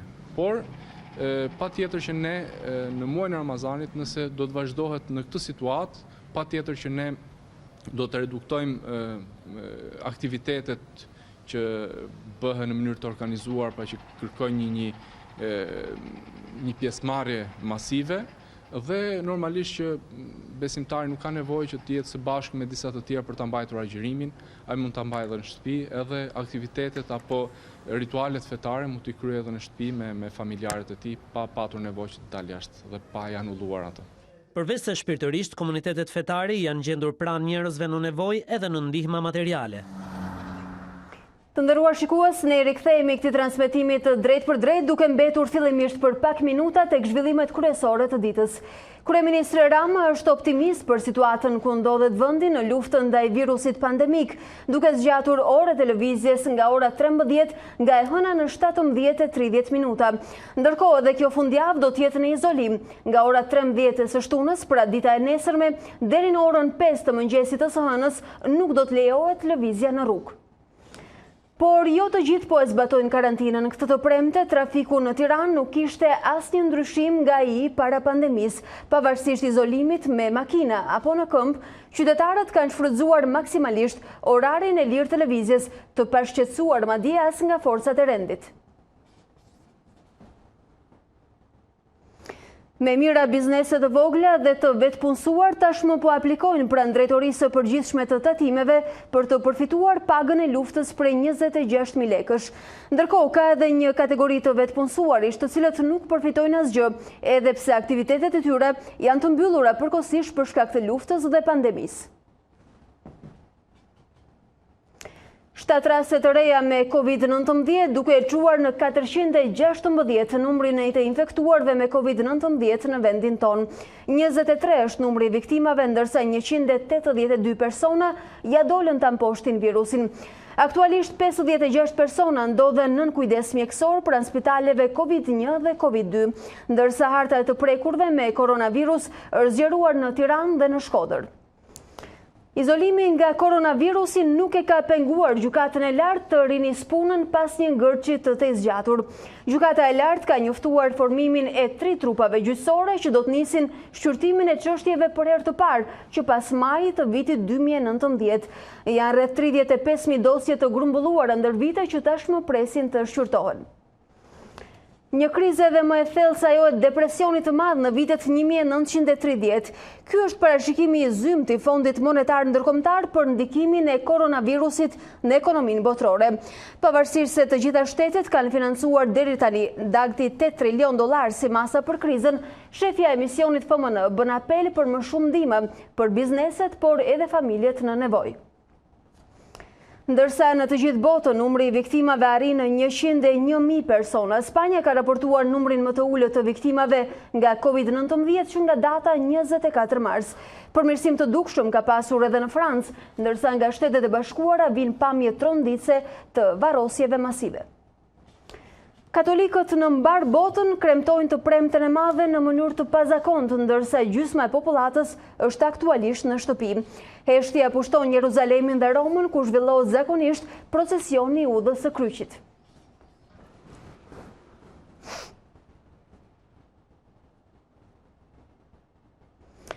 Në javët e fundit, pandemia ka bërë bashkë të gjithë shkencën e mjekësinë botërore, ndoshta për herë të parë në historinë e njerëzimit në një luftë të përbashkët me të njëjtin armik, që sot mban emrin COVID-19. Edhe shkenca e kontributdhënësit e mjekësisë shqiptare nuk bëjnë përjashtim dhe kanë fjalën për antarët e komisioneve tashmë të formuara pranë Akademisë së Shkencave e njësitet e studim kërkimit, të ngritura për herë të parë konform legjislacionit, duke ndjekur dhe analizuar problemet në raport me pandeminë globale. Në grupin e 50 profesorëve të nderuar të Akademisë së Shkencave është edhe profesor Gensul Çebe, profesori i imunologjisë, i cili do të ketë rastin të ketë një komunikim të drejtë për pak minuta sonte me ne për të na thënë pak më shumë nga ky proces dhe jo vetëm. Profesor, mirëmbrëma dhe mirë se vini. Mirëmbrëma, faleminderit për ftesën. Faleminderit juve për kohën. Profesor, çfarë dim sot nga draftet e shumta të vaksinave, ato që kanë nisur tashmë të provohen në pacient eksperimental, por edhe formulet që janë pjesë e diskutimeve në grupe kërkimore dhe forume shkencore që sot po funksionojnë kudo në glob? Tani ka rreth 20 grupe të ndryshme që po punojnë rrotull një vaksine për COVID-19. Sigurisht, jo të gjithë janë në të njëjtin stad, disa janë përpara, disa më mbrapa, por të gjithë po ecën me shpejtësi të madhe. 2 grupe kryesore, një grup kinez dhe një amerikan, tashmë kanë filluar të bëjnë prova në njerëz. Ndërkohë që grupet e tjera janë akoma në stadet në provat në laborator ose në provat në kafshë. Po stadet në njerëz kalojnë në 4 faza. Faza e parë është faza në cilën ato shohin nëse në individët ku ato do të jepen, pra merren në vullnetar, rreth 50-100 vullnetar, do të kemi efekte anësore apo jo. Faza e dytë shihet përgjigjja imunitare, pra mënyra se si reagon organizmi ndaj vaksinës, dhe faza e tretë pastaj është prova e vaksinës në një grup popullata a jep efekt apo jo. Faza e katërt, nëse kanë sukses 3 fazat e para, është faza në popullatën e gjerë, pra ajo finale. Të gjitha këto faza duan një kohë që shkon normalisht nga 1 vit deri në 1 vit e gjysmë. Por unë mendoj që duke pasur situatën aktuale të pandemisë dhe nxitimin për të patur disa rezultate, gjithashtu duke ditur se virusi tashmë njihet mirë, njihet mënyra se si ai vepron me organizmin, si bashkëvepron me organizmin, si futet në organizëm, njihet gjithashtu edhe një farë njohurie paraprake nga epidemitë më parshme nga SARS-i, njishi apo MERS-i. Mendoj se këto faza mund të shkojnë më me shpejtësi. Pra, faza e parë dhe dytë mund të bëhen bashkë dhe treta me të katërt bashkë dhe unë mendoj se ne mund të kemi një rezultat pozitiv rreth fundit të vitit. Nëse çdo gjë do shkojë mirë sigurisht. Ky është edhe kurioziteti i këtij momenti, profesor, lufta me kohën, që duket se është edhe sfida më e madhe e shkencës. Ju po më thoni se pavarësisht se 18 muaj do të donte certifikimi, ndoshta do të kemi një kapërcim të intervaleve. Kjo edhe për shkak të njohurive të derisotme.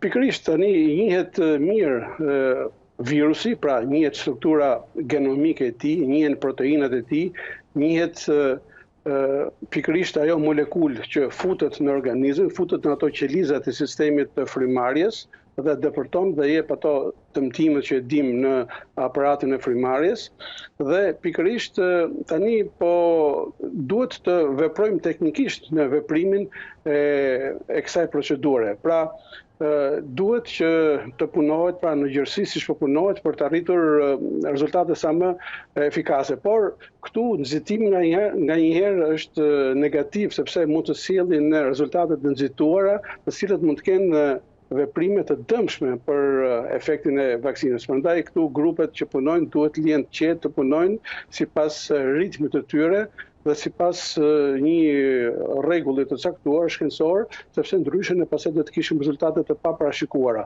Kosto edhe më të mëdha.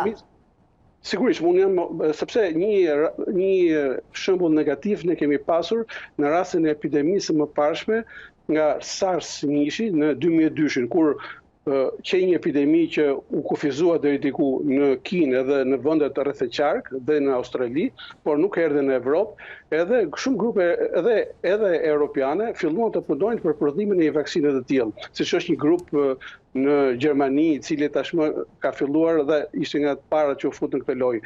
Por meqense epidemia u mbyll, atëherë zhvillimi më tepër i vaksinës u la mbasdore, sepse nuk kishte përfitim. Nuk kishte ndonjë përfitim, domethënë bërja e kësaj vaksine dhe për fat keq gjithë ajo eksperiencë që mund të isha marrë deri tani nga SARS-1 tani praktikisht është e pavlefshme dhe duhet fillohet përsëri nga fillimi.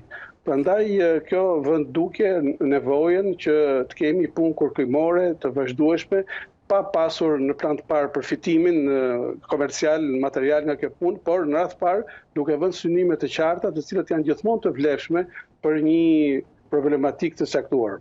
Duket se për fat të keq edhe vaksinat ndonjëherë mbeten pengi perspektivës së përfitimeve financiare kudo në botë, por nëse mbetemi për pak te diskutimet aktuale, të cilat kanë lindur për shkak të nevojës, është ai për vaksinën e tuberkulozit, si një dozë e cila shton suportin ose imunitetin që ka individi ndaj COVID-19. Cila është ideja juaj rreth këtij diskutimi? Tani, në fakt, ka shumë diskutime rreth këtij problemi, është një observacion që që e hodhëm në Itali që në fillim, kur u vure që në popullata të caktuara, në qytete të caktuara, qytete të vogla, disa italianët u smurën në mënyrë të theksuar, ndërkohë që grupe të tjerë ekstrakomunitar, siç ishin indian, pakistanez, qoftë dhe rumun, qoftë dhe shqiptar, kishin shumë pak smundje nga kjo. Atëherë lindi pyetja pse ndodh ky fenomen. Atëherë shkencëtarët ndryshëm u zgjeruan këndvështrimin edhe panë se pra smundshmëria, rastet më të rënda, format më të rënda të smundjes janë më të theksuara në ato vende në të cilat vaksina e tuberkulozit nuk është aplikuar më prej disa dhjetra vjetësh.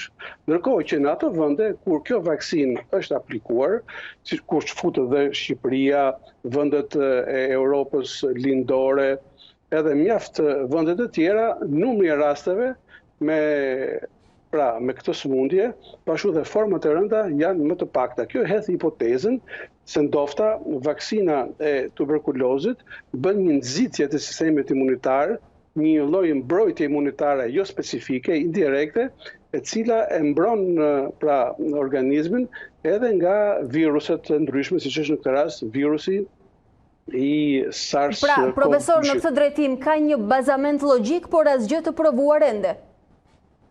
Asgjë nuk është e provuar, ka disa studime që po bëhen në Holland, në Australi, ku po studiohet në grupe populatash, pra një popullat ku kryesisht personeli mjekësor po vaksinohet me vaksinën e tuberkulozit, një grup tjetër i ngjashëm nuk, pra bëhet një gjë tjetër jo vaksinë tuberkulozit që në mënyrë të verbër, edhe do shihet efekti sigurisht mbas disa javësh, muajsh, se në grupin që vaksinohet, është e vaksinuar, do të kemi mbrojtje apo jo. Pra, në aspektin praktik, ky konkluzion do të vijë mbas 3-4 muajsh. Ne nuk mund të kemi tani për tani rezultate të sakta shkencore lidhur me këtë hipotezë. Profesor, nëse do të riktheheshit në retrospektiv, a besoni se ka pasur ngërçe në kërkimin e orientuar shkencor në këtë drejtim, referuar historikut pandemive? Pra, a besoni se ka pasur vëmendje dhe investim mjaftueshëm në kërkimin shkencor në shëndetin publik, veçanërisht në fushën e epidemiologjisë, mikrobiologjisë dhe fushën tuaj, imunologjia? Padyshim që ka pasur si thua bllokime dhe jo mbështetje të mjaftueshme në këtë fushë. Po themi në kjo jo vetëm në vendin tonë, po flasim edhe në nivelin global. Edhe vendet të përparuara, siç janë Shtetet e Bashkuara, që janë në maj të kërkimit shkencor mjekësor në botë, në këtë fushë kanë ngelur mbrapa, duke bërë sot analizën. Për shembull, ato janë mbështetur shumë, kanë synuar shumë në susdime në fushën e sëmundjeve të zemrës, sëmundjeve e kancerit, por është neglizhuar dhe i diku studimi i thellë dhe avancimi në fushën e sëmundjeve infektive, në sëmundjen e virusologjisë, të imunologjisë të përgjigjes antivirale dhe në fushën e epidemiologjisë. Kjo bëri që në këtë moment, si thosh në këto vende pra shumë të avancuara të ngelin mbrapa. Fakti është sepse pikërisht nuk kishte profitabilitet, nuk kishte përfitim nga pikpamja edhe materiale, pikërisht fusha në këtë punë. Pra, kjo vendet të tjera, në fakt, të cilët nuk e kanë parë këto avantazhe, po themi, financiare, dhe këtu përmend Gjermaninë dhe vende të tjera, sigurisht ka këtu, po Gjermania si shembull, të cilët kanë punuar në këtë drejtim, pra nuk kanë pasur përfitimin material, po kanë lënë grupet shkencore, universitare, grupet të tjera kërkimore të punojnë, këto kanë qenë më përpara dhe aktualisht ne shohim se ato janë para edhe në përballimin e kësaj epidemie, qoftë në studimin epidemiologjik, qoftë në prodhimin e kiteve të testimeve molekulare, qoftë në studimet të tjera në vaksinave, në fushën e vaksinave, që bën faktin e njohur që edhe presidenti Trump u përpoq që të blinte, si thuash, patentën e një grupi gjerman që kishte avancuar në këtë fushë, por sigurisht pati një debat. Do t'i rikthehemi vetëm për pak rastit gjerman specifikisht. Megjithatë, sot që flasim, kur edhe nevoja është e madhe, a ka një bashkërendim të punës shkencore me stafeve pedagogjike shkencore shqiptare me punë kërkimore që sot bëhet intensivisht edhe në nivel global? Tani, përse përket nivelit tonë, duhet të themi se edhe ne në këtë aspekt nuk është se kemi bërë përparime të mëdha. Fakti që pra Instituti i Shëndetit Publik ka qenë si thuash në përparim, ka qenë në avans në këtë drejtim, sepse ai ka marrë mbështetje të nevojshme, ka ndërtuar laboratorët mira, ka grupe shumë të mira epidemiologësh që po bëjnë me të vërtet një punë të lavdërueshme. Ka pasur një mbështetje të mirë edhe publike, një mbështetje të mirë duhet të themi edhe ndërkombëtare. Fatkeqësisht kjo gjë nuk ka ndodhur me laboratorët universitar, që edhe këto duhet të ishin edhe këto në plan të parë. Fakti që këto laboratorë universitar, qoftë po themi në Tiranë, dhe Universitetet e Mjekësisë janë vënë në koncesion për sa përket anës diagnostike të tyre, i ka penalizuar këto mjaft dhe i ka penguar që të bëjnë një punë të tillë kërkimore të jenë përpara në këtë drejtim. Po kështu edhe mbështetja për sa përket punës kërkimore nga universitetet ka qenë shumë e vogël, shumë e parëndësishme dhe shumë fragmentare, gjë që e ka bërë shumë të vështirë punën kërkimore, pothuajse të pamundur për të qenë përpara, për të qenë, si thua, në pararoj të përballimit të këtyre situatave të jashtëzakonshme. Sidoqoftë, ne bashkëpunojmë ngushtë edhe me institucione shkencore brenda dhe jashtë vendit, si për shembull me Akademinë e Shkencave. Ne kemi grupe të përbashkëta në Akademinë e Shkencave, grupe shumë të cilët po bëjnë një punë mjaft intensive për të vënë pa gjërat, si thosh, përparimet në botë në këtë drejtim, por edhe për të bërë aplikimet, çfarë mund të bëjmë ne në këtë situatë. Pra, çfarë mund të bëjmë ne në fushën e epidemiologjisë, në fushën e virusologjisë, qoftë në fushën e studimit të përgjigjes imunitare në këtë situatë ku jemi edhe me këto mundësi që kemi.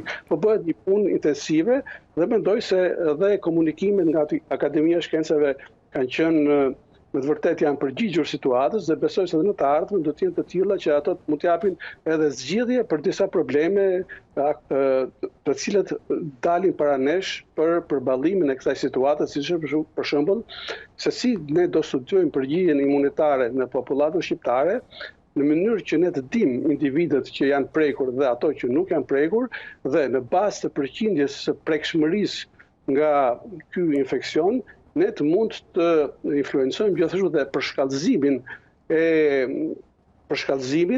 e masave që duhet të bëjmë për të çliruar pra këtë bllokim, këtë frenim pra që është bërë aktivitetet shoqëror, aktivitetet ekonomik një çlirim të përshkallëzuar në bazë të në përqindjes së popullatës që është imunizuar. Nëse ne shohim që populata e imunizuar arrin përpjestime në ngritje, atëherë, dhe sidomos bëhet fjalë për popullatën më aktive, ajo nën 50 vjeç, atëherë këto mund të lejojnë të kryejnë një aktivitet normal dhe ne të fokusohemi në izolimin edhe në distancimin fizik dhe social, kryesisht në populatat më në risk, që janë populatat e moshuara mbi 65 vjeç, sidomos ndërto ato që kanë sëmundje shoqëruese, siç janë sëmundje të zemrës, sëmundje të mushkërive, sëmundje të diabetit, të obezitetit, apo sëmundje të tjera kronike shoqëruese. Pra, po punohet në disa drejtime në Akademinë e Shkencave në mënyrë që të arrihet të jepet një kontribut sa më konkret për këto fusha të cilat ne po përballojmë tani. Profesor, nëse do t'i kthehemi fushës tuaj specializimit imunologjisë, që na del në pas se imuniteti është pothuajse aleati kryesor i një organizmi për të mposhtur sot COVID-19, është pikërisht ky. A mund të flasim sot për receta për përforcimin e tij dhe si reagon virusi nga organizmi në organizëm, për shkak të përgjigjeve që tashmë dukshëm e shohim se janë specifikisht ndryshe nga njëri individ te tjetri? Pikërisht tani sistemi imunitar është i përgatitur, po themi, në mijëra vjet në popullatën njerëzore për të bërë ballë këtyre agresioneve që dalin her pas here, dalin pothuajse një herë në shekull. Shekulli që kaloi ishte virusi i gripit, influencës, që dhe ky ishte rreth 100 vjet para që ka bërë viktima të panumërta në botë. Ky shekull ka filluar me koronavirusin. Por sistemi imunitar i përballon këto sulme, për arsye se ka aftësi të mjaftueshme që një infeksion të tillë ta kufizoj dhe ta shëroj. Pra, në fundit dhe ky infeksion është një infeksion i shërueshëm. Pra, nuk është një sëmundje vdekjepërorse në kuptimin e vërtetë të fjalës. Por, duhet dim që në popullatën njerëzore, në çdo që veçanëse ne kemi këtë diversitet të njerëzve, kemi edhe një shumëllojshmëri të përgjegjësisë imunitare. Gjë që ne vëjmë re në çdo infeksion viral të zakonshëm. Ne dimë se edhe kur sëmuhemi nga gripi, disa e kalojnë sëmundjen në këmbë, disa nuk e kalojnë fare, disa smën le, disa zënë shtratin, disa bëhen dhe më rënd. Pra, reagimi i ndryshëm imunitar i organizmit të gjithë secilit prej nesh. Dhe sistemi imunitar në përgjithësi është i përgatitur që të bëjë ballë këtij infeksioni, por ne duhet ta mbajmë në një gjendje sa më optimale këtë organizëm. Domethënë, gjendje optimale, domethënë të eliminojmë streset e jashtme, streset fizike, streset psiqike që e dobësojnë këtë sistem. Duhet gjithashtu ajo që është më e rëndësishme ta mbrojmë sistemin imunitar nga sulmet virusale. Pra, sepse edhe doza e virusit ka shumë rëndësi. Nëse ne kemi rreth 100 ose më tepër fatkeqësisht mjekë që humbën jetën në këtë epidemi në Itali, kjo ndodh sepse ato i kanë qëndruar, domethënë të pambrojtur të smurit afër, i cili kishte një dozë jashtëzakonisht të madhe virusesh, dhe kjo dozë e madhe ka dhënë një agresivitet të madh të smundjesh. Pra, duhet të theksoj rolin e rëndësishëm të mbajtjes së maskës në mënyrë të vazhdueshme, e cila është një mbrojtje e domosdoshme, është ajo që quhet rrip sigurimi domosdoshëm për të penguar në maksimum dozat e virusit. Viruset ne kemi tashmë kudo në rreth rrotull.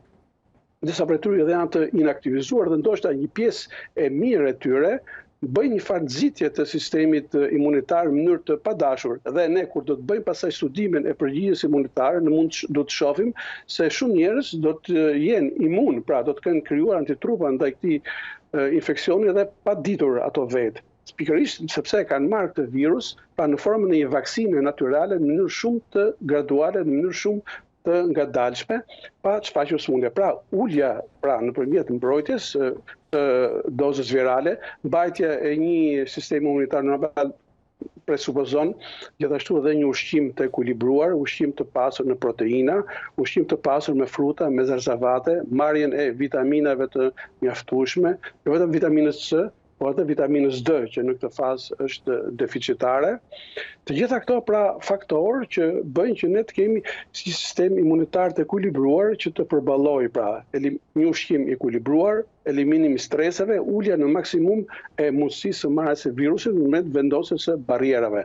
Profesor, dhe ndoshta pas kësaj analize dhe pas kësaj etape do të kemi mundësi të japim përgjigje kur dhe sa përqind e popullatës, nëse flasim për Shqipërinë, është imune e imunizuar. Këtu është një rezultat interesant që ne kemi marrë nga një studim gjerman që është publikuar, mund të themi, këto ditë e fundit, mos themi orët e fundit, i cili në përmjet një studimi të antitrupave në një grup populate, ka gjetur që 15% e tyre ishin tashmë të imunizuar, domethënë kishin antitrupa. Nëse ne i superpozojmë popullatës shqiptare, mund të themi që në cilën mund të themi që ka filluar disi më herët futja e virusit, atëherë ne mund të themi se edhe këtu kemi të paktën 15% në stadin aktual, por kjo duhet evidentuar në fakt.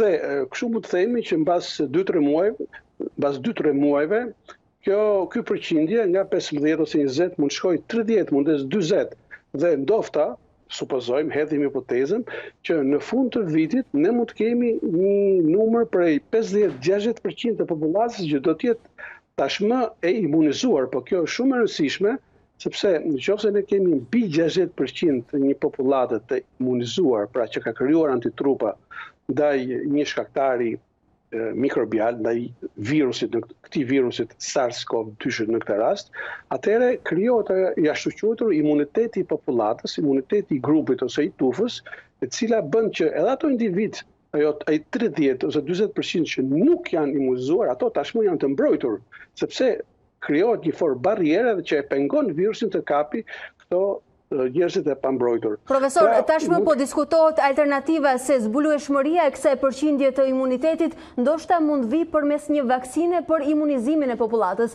e cila do të kualifikonte këto lloj përqindje për cilat ju po flisni. Vaksina do të ishte zgjidhja finale, po tham që vaksina do një vit, po themi në rastin më të mirë, por deri atëherë ne duhet të ndjekim përqindjen e popullatës e cila është e imunizuar nëpërmjet këtij imunizimi të padukshëm ose me shenja të lehta të sëmundjes ose me shenja më të forta, pra e cila është një përqindje e konsiderueshme pra.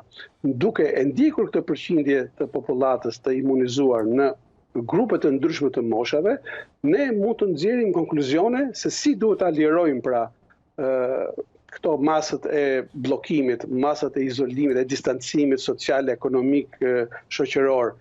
Pra, që të fillojë jeta aktive shoqërore, të fillojë ekonomika të lirohet, sepse ka pasojë negative. Pra, kjo kërkon studime pra epidemiologjike që quajmë sero-epidemiologjike në një numër të madh individësh të moshave të ndryshme që të shohim si evoluon, si përparon përqindja e individëve nga muaji në muaj, pra në mënyrë që ne të mund të vlerësojmë se si e kemi gjendjen dhe si mund të lirojmë pra sistemet e bllokimit të shoqërisë. Profesor, edhe për fund, nëse hedhim syt në arenën ndërkombëtare të politikave dhe strategjive shëndetësore mbi Covid që tashmë po ndiqen, do duhet përmendim disa shembuj unik, të cilët pavarësisht numrit popullsisë kanë arritur të mbajnë nën kontroll atë që quhet ndryshe periudha e dyfishimit rasteve, ekzistoi edhe humbjen e jetëve njerëzore. Si Gjermania, ju e përmendët pak më parë një rast konkret, ku besoni se është çelësi i suksesit? Nuk është vetëm Gjermania, mund përmendim edhe Korenë e Jugut, janë dhe vende të tjera më të vegjël, Singapori, Hong Kongu, kemi Islandën që ka një punë të jashtëzakonshme në këtë drejtim, Zelandën e Re, Australia. Këto kanë arritur të gërshetojnë masat e distancimit social, distancimit pra fizik, izolimit, me masat e tjera të teknologjisë. Sepse jemi të ndërgjegjshëm që izolimi, distancimi social, karantinimi, këto janë masa të vjetra. Këto janë realizuar që në kohë të vjetra, që në mesjet. Ndërkohë që sot ne në 2020 kemi teknologjinë digitale, kemi teknologjinë mjekësore. Pra, përveç këtyre masave të izolimit, këto kanë bërë depistime epidemiologjike të gjëra, duke bërë testime molekulare të virusit në gjithë populatat, sa më thellë, dhe kanë arritur të izolojnë të smurët, të izolojnë të infektuarit nga ato jo të infektuar dhe ta pengojnë përparimin e virusit. Këto janë dhe vende, me thënë të vërtetën, në cilat gjithashtu jo vetëm është kanë bërë një punë të rëndësishme në këtë drejtim, por kanë dhe një teknologji më të përparuar. Teknologji qoftë teknologji digitale, qoftë teknologji mjekësore, kanë prodhuar vetë teste, sepse testet molekulare i dim që janë shumë të shtrenjta, dhe po këto i kanë prodhuar vetë, po themi flasim kryesisht për Gjermaninë dhe për Korenë e Jugut, të cilët i kanë prodhuar vetë dhe kanë ulur koston edhe kanë bërë të mundur të bëjnë depistime shumë të gjëra. Pra kanë mbështetuar teknologjinë e re me masat e izolimit dhe kanë arritur këtë sukses të tillë. Profesor, unë ju falenderoj shumë për këto minuta që na dedikuat, duke na dhënë edhe informacione shumë të vlefshme për këto kohë pandemie. Ju uroj shëndet, jeni mirë. Faleminderit shumë. Faleminderit juve, natën e mirë. Të nderuar shikues, ne rikthehemi transmetimit të drejt për drejt duke u përqendruar tek të rejat në raport me COVID-19 që vijnë nga rajoni. Ka shkuar në 7 numri i viktimave në Kosovë nga pandemia koronavirus. Gjatë orëve të fundit u konfirmuan 3 raste të reja me një total prej 227 personash të prekur. 40 pacient rezultojnë të shtruar në spitalin infektiv të Kosovës, nga të cilët 5 janë në gjendje të rëndë. Serbia paraqet një situatë tepër të vështirë. Autoritetet theksojnë se vendi po prek pikun e pandemisë me shifrat që kanë arritur në më shumë se 3105 infektuar me koronavirus dhe 71 viktima. Për të frenuar përhapjen, qeveria serbe do të vendos izolim total gjatë fundjavës. Rritje tepër të lartë të bilancit raportoi Maqedonia e Veriut, ku në 24 orët e fundit raportohen 49 raste të reja me COVID-19 me një total prej 712 të infektuarish që prej shpërthimit të pandemisë. Viktimat në këtë shtet janë 32, ndërkohë ish kryeministri Zoran Zaev është në vet izolim në pritje të testit pasi kishte pasur kontakt me një të infektuar. Nga ana tjetër, Greqia, një ndër vendet më të prekura të rajonit, numëron mbi 2000 të prekur me COVID-19 dhe aktualisht raportohen 91 viktima.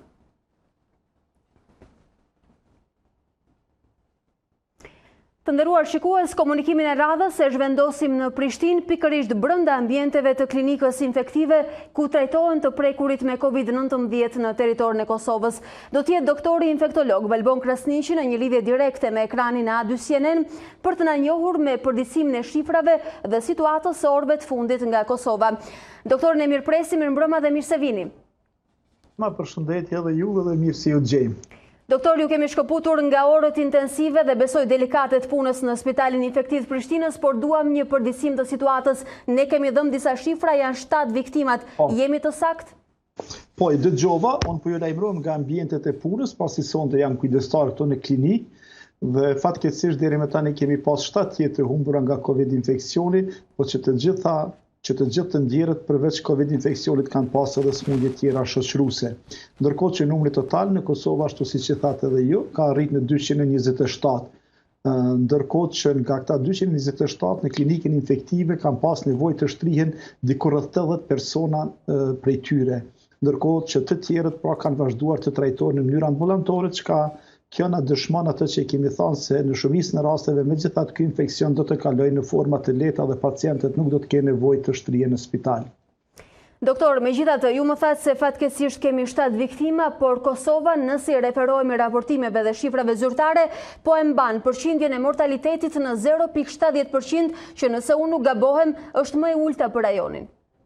Po, tani për tani është ashtu, ne tani kemi hyrë në javën e 4 të epidemisë dhe edhe këtu në Kosovë jemi duke pritur me shqetësim mesin e prillit dhe ditët në vazhdim, të cilat mendojmë se do të jenë vendimtare për ecurinë më të tjeshme të pandemisë.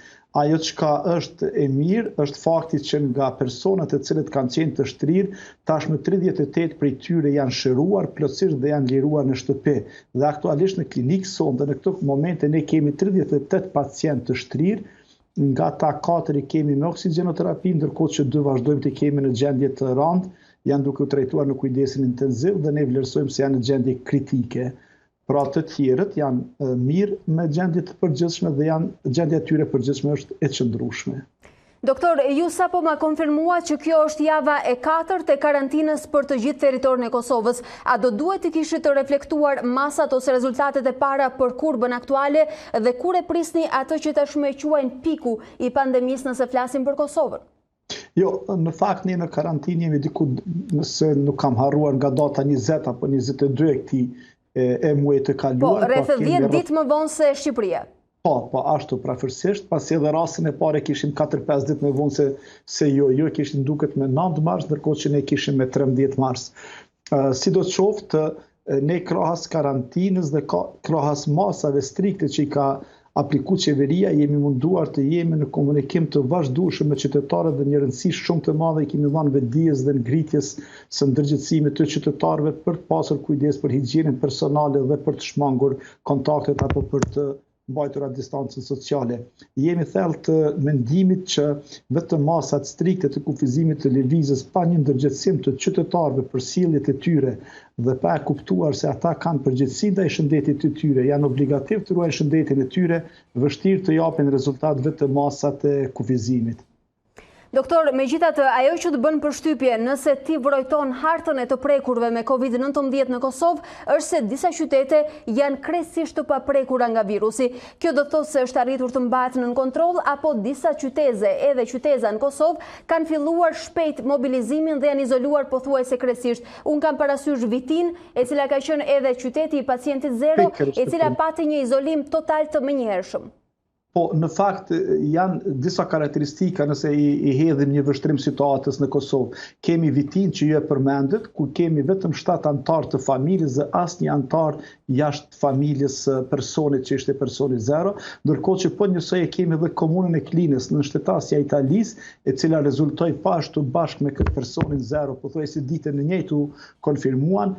Po ashtu nuk kemi asnjë rast tjetër jashtë atij rasti shumë i izoluar. Pra mbeten komunat vetëm me rastet e para, ndërkohë që në komunën e Malishevës dhe në komunën e Gjilanit, po dhe në komunën e Vushtrisë që ka një numër më të madh të rasteve, Malisheva tani ka diku 66 raste të konfirmuara. Ajo që është karakteristike vret se ka transmetime lokale mes familjeve. Kemi familje të tëra me nga 20 antar të cilët janë të infektuar dhe ne kemi ngritur shqetësimin e këtyre transmetimeve ndërmjet familjeve, apo si quajmë ne tubimet familjare, tubimet e vogla dhe kontaktet e vogla familjare. Po ashtu njësoj edhe në Gjilan kemi 2-3 familje që përbëjnë numrin total të infektuarve dhe po ashtu edhe në Vushtri është e njëjta situatë. Ndërkohë që Prishtina është më ndryshe dhe Prishtina është kështu më nga aspekti dimensional ka një dimension tjetër, do të thoja. Natyrisht edhe për shkak të përqendrimit të popullsisë. Doktor, duke parë strategjinë që ka ndjekur Kosova, duket sikur numri i testimeve është rritur gradualisht nga dita në ditë. Sot kur jemi pothuajse në javën e 4, sa është numri mesatar i testimeve të realizuara gjatë një dite në Kosovë? Nëse marrim që nga fillimi i epidemisë, ai numër është shumë simbolik, është relativisht i ulët, mirë po këto 3-4 ditë e fundit është rritur numri i testimeve. Për shembull, gjatë ditës së djeshme janë bërë diku 250-60 testime, ndërkohë që për sot ende nuk kemi të dhënat nga Instituti Kombëtar, pasi që ne marrim testimet e pacientëve që janë të shtrirë në klinikë, ndërkohë që instituti merr dhe bën testimet edhe në terren dhe po ashtu bën testimet edhe të personave të karantinuar në qendrën e studentëve, e cila shërben si karantinë për të gjithë qytetarët që tani më kthehen nga vendet evropiane. Pra kemi, si më thon, 3 grupe të personave që testohen, ata që vinë me simptome në klinikë dhe personat e terrenit dhe ata në karantinë. Megjithatë, ne e dimë që Kosova në këtë situatë pandemie nuk është lënë e harruar, as nga instancat e Bashkimit Evropian, as nga shtetet të tjera të cilat e kanë suportuar, si Turqia së fundmi, të cilët kanë sjellë pajisje dhe mjete mbrojtëse. Si jeni aktualisht me kapacitetet? Nga aspekti i masave mbrojtëse të personelit shëndetësor, qëndrojmë relativisht mirë. Në fillim ka pas vështirësi dhe ka pas mungesa të tyre, tani duket se ato po kompenzohen dhe po ka një furnizim të qëndrueshëm. Po ashtu edhe dje shteti i Turqisë ka pru disa ndihma, donacion dhe janë të mirë se ardhura dhe besojmë që do ta zbusin nevojën sadopak të këtyre masave mbrojtëse për personelin shëndetësor. Doktorët e personeli mjekësor duhet të mbeten natyrisht tek bluzat e bardha, të cilët janë më shumë se askush të ekspozuar në këto ditë. Dim që ka pas të identifikuar të prekur me virus në Kosovë nga personeli shëndetësor, por gjithashtu edhe nga task force nga Ministria e Shëndetësisë. Sa është numri i tyre sot dhe është shëruar një pjesë? Ne në klinikën infektive, staf tonin të brendshëm, kemi pasur 5 infermierë të infektuara, njëra nga to tani më është liruar, bile më e moshura, moshës mbi 60 vjeçare dhe ka shkuar në shtëpi, ndërkohë që 2 të tjera vazhdojnë të qëndrojnë në klinikë dhe 2 të tjera vazhdojnë të marrin trajtime në shtëpi. Po ashtu ka pasur edhe një staf personeli tjetër jashtë klinikës infektive, por që të gjithë ose janë shëruar ose janë duke qëndruar në shtëpitë e tyre. Ndërkohë që sa i përket stafit të Ministrisë të Shëndetësisë, zyrtarisht është njoftuar se ka pasur vetëm një person që siç duket ka qenë angazhuar rreth punëve menaxhuese ose punëve teknike brenda hapësirës së karantinës. Doktor, ju keni komunikim dhe kontaktet vazhdueshme me pacientët të prekurit, familjarët e tyre, pra jeni aty, në terren, aty ku ndodh gjithçka rreth pandemisë. Cili do të ishte apeli, porosia juaj për kosovarët në këtë moment, ndoshta gabimi më i rëndomt dhe më i zakonshëm që ata po bëjnë në këto ditë?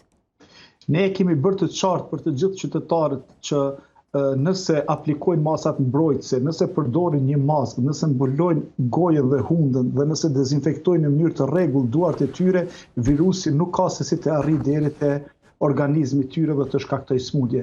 Pra është krejtësisht në dorën e qytetarëve që do të infektohen apo nuk do të infektohen.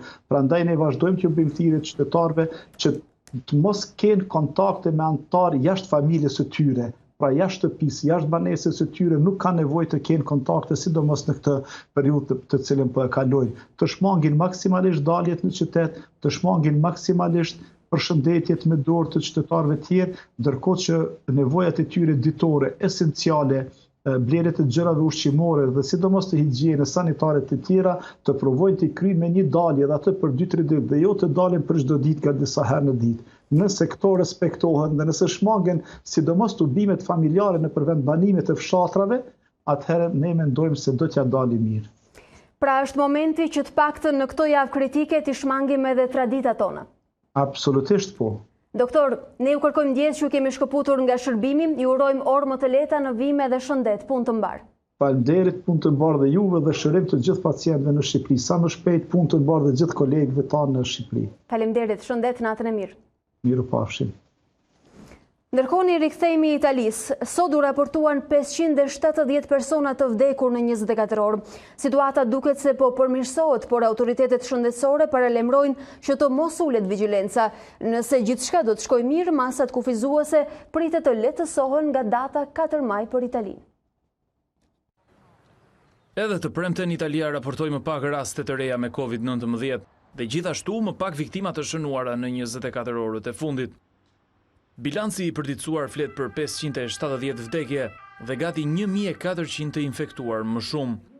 Në total, viktimat e COVID-19 janë 18.849, ndërsa të shëruarit mbi 30.400, gati 2.000 më shumë se një ditë më parë.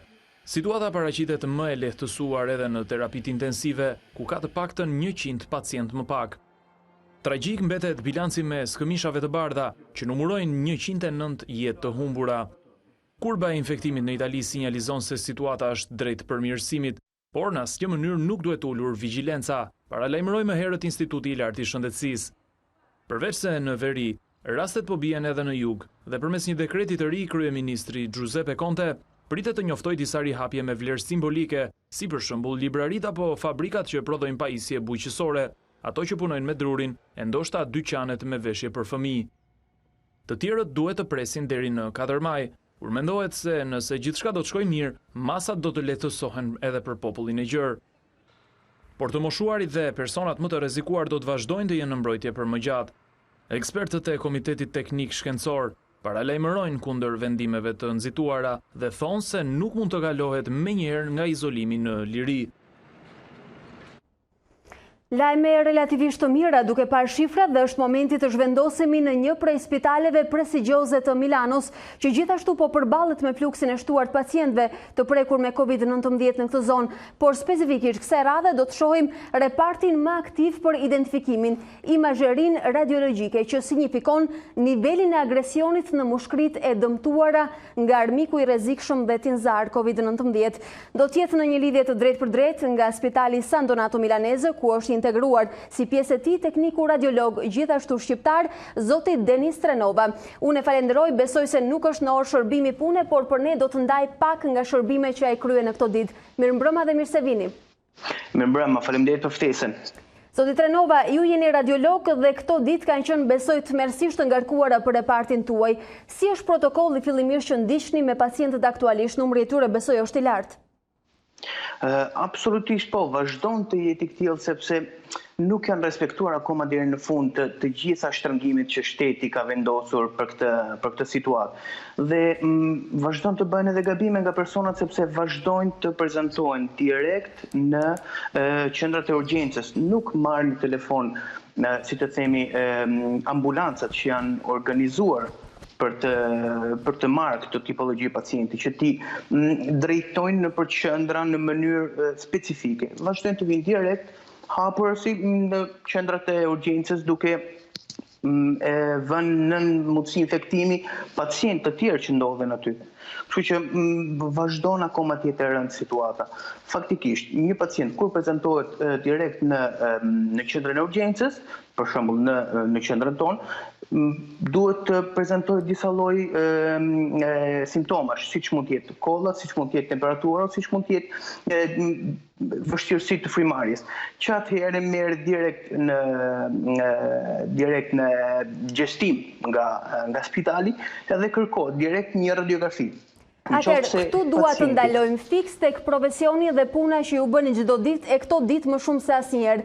Cila është radiografia ose skaneri që nxjerr zbuluar armiku në mushkrinë e pacientëve tashmë fatkeq, atyre të prekur me COVID-19? Radiografia është radiografia standarde e gjoksit. Duhet bërë në mënyrë sa më normale të jetë e mundur, të jetë e protokolluar, sepse duhet të kemi mundësi të njohim mirë edhe ndryshimin minimal në mushkëri, që ta njohim si të tillë, sepse duhet të arrijmë të kuptojmë kush mund të jetë një pacient normal nga një minimal variacion që mund të ketë në mushkëri që të kapet në faza iniciale të virusit. Dhe ne tashmë po shohim një prej videove ku edhe prezantohet një pjesë e punës tuaj, mënyra se si i bëni grafit dhe si i evidentoni ato. Unë dua t'ju pyes teksa rikthejmë video në vëmendje për të parë se si kryhet ky proces dhe si identifikohet një pacient. Zoti Trenova, sa mund të jetë marzhi i gabimit? Si siguroheni ju në këto ditë kur keni edhe fluks të shtuar pacientësh për rezultatin e grafisë, rezultatin final që duhet t'i identifikojë pacientët e prekur me COVID? Atëherë, për sa i përket margjinit të gabimit mund të jetë, të them, minimal për sa i përket pacientit që ka simptoma shumë të forta, sepse do me thënë që virusi ka arritur në faza shumë akute, aktive, kështu që ka krijuar dëmtime në mushkrit të cilat janë shumë të identifikueshme.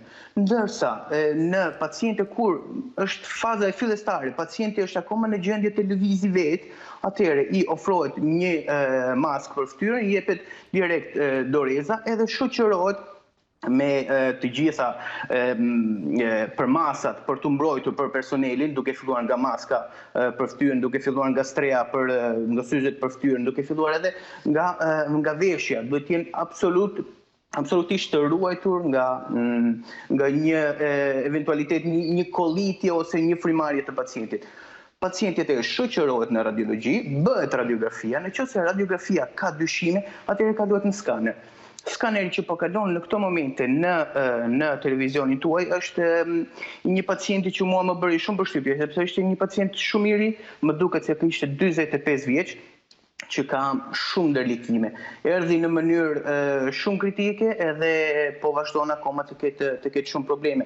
Në qoftë se shikoni imazhet, pamjet që shihni me ngjyrë më të errta, me më të zeza, është ajri në mushkëri. Kurse njollat e bardha reprezentojnë virusin, reprezentojnë dëmin në mushkëri. Edhe siç mund të shikoni, dëmi është shumë i avancuar te ky pacient. Zoti Trenova, meqense më përmendët këtë rast konkret të një pacienti të ri në moshë dhe më thatë që dëmi kishte agravuar dhe ishte i madh në raport me COVID-19, i analizuat motivet pse mund të ketë ndodhur kështu edhe përkundrejt moshës së tij të re? Prandaj, kjo video që dërgova nuk ishte zgjedhur rastësisht. Është marrë kastile sepse ky pacient nuk ishte as edhe një lloj, të themi, kauze tjetër që mund ta bënte më sensitiv, më sensibël kundër virusit. Pra, po më thoni që nuk ishte një sëmundje sekondare, një sëmundje mushkërisë ose një prekje paraprake? Absolutisht jo. Mbase mund t'i lidhem profesorit i cili foli paraprakisht që thonë që pacienti me të cilin mund të ketë ardhur në kontakt ka pasur një ngarkesë virale aq të madhe sa e ka infektuar në mënyrë tepër të avancuar.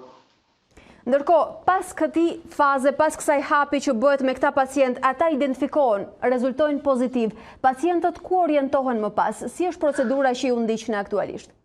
Okej, në këtë fazë pacienti kalon nga ndërhyrja shpejt, kalon në repartin ton, në qoftë se është pacient që mund të lëvizë vetë, atëherë shkon në reparte subintensive, sepse tani duhet të drejta, në spitalin ton nuk kam reparte, si të themi, normale, ose shtrese soft. Janë të gjitha ose kura intensive, në terapi intensive, ose kura subintensive. Pra, tashmë nevoja i ka shkrirë edhe repartet tuaja?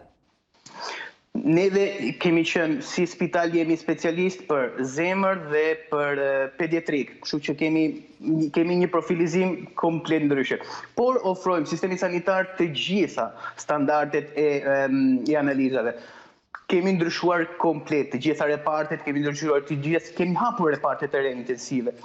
Thjesht spitali jon ka kuruar gati 400 pacientë me COVID-19, të cilët vazhdojnë, shumë janë shëruar, po vazhdojnë të kenë akoma probleme, sepse sëmundja me sa duket vazhdojnë 3 javë, 1 muaj, është shumë e vështirë për të E vërtet, Zoti Trenova, kurioziteti ynë është pas kësaj grafie, e cila llogarisim se rezulton pozitive, pacientët kalojnë më njëherë në kujdes intensiv dhe ju bëhet tamponimi, testimi në këtë rast? Një pacient kur hyn në urgjencë dhe prezanton simptomat i bëhet direkt tamponi. Që atëre pasaj kalon direkt duke bërë radiografit edhe skanerin që mund të ketë mundësi. Pra, për të llogaritur që rezultati të jetë krejtësisht i saktë dhe mos të ketë gabime në atë që quhet analiza ose përgjigjja finale. Tamam, sepse nga njerë ndodh që tamponi bëhet me një çik, si të themi, mund të jetë një fals pozitiv ose një fals negativ. Ose mund të jetë që një pacient ka imazhet për një pulmonit, që mund të jenë gati njësoj si të Covidit, por nuk është SARS-CoV-2, është thjesht një pulmonite normale, bakterike. Pra, duhet jeni të sigurt dhe ju jeni të bindur në diagnozën, sepse kemi dëgjuar edhe për raste të pacientëve neutral, të cilët kanë shkuar aksidentalisht në shtëpitë e tyre si të shëruar, por Covid është rikthyer tek ta. Atëherë, për sa i përket rasti kur Covidi është rikthyer, nuk na ka ndodhur. Në eksperiencën time ose në spitalin tonë nuk na ka ndodhur që i është riprezentuar virusi 2 herë. Kështu që nëse një pacient i shëruar që neve kemi dërguar në shtëpi, domethënë që ai do ndjeki kontrollet të tjera, por nuk ka ndodhur që të kthehet pozitivimi ose të infektojë njerëzit e shtëpisë, sepse nëse do ishte kështu atëherë nuk do ta linim këtë ditë nga spitali. Zoti Trenova, unë ju falenderoj shumë që ndat pak nga eksperienca juaj me ne, ju falenderoj për kohën dhe ju uroj shëndet.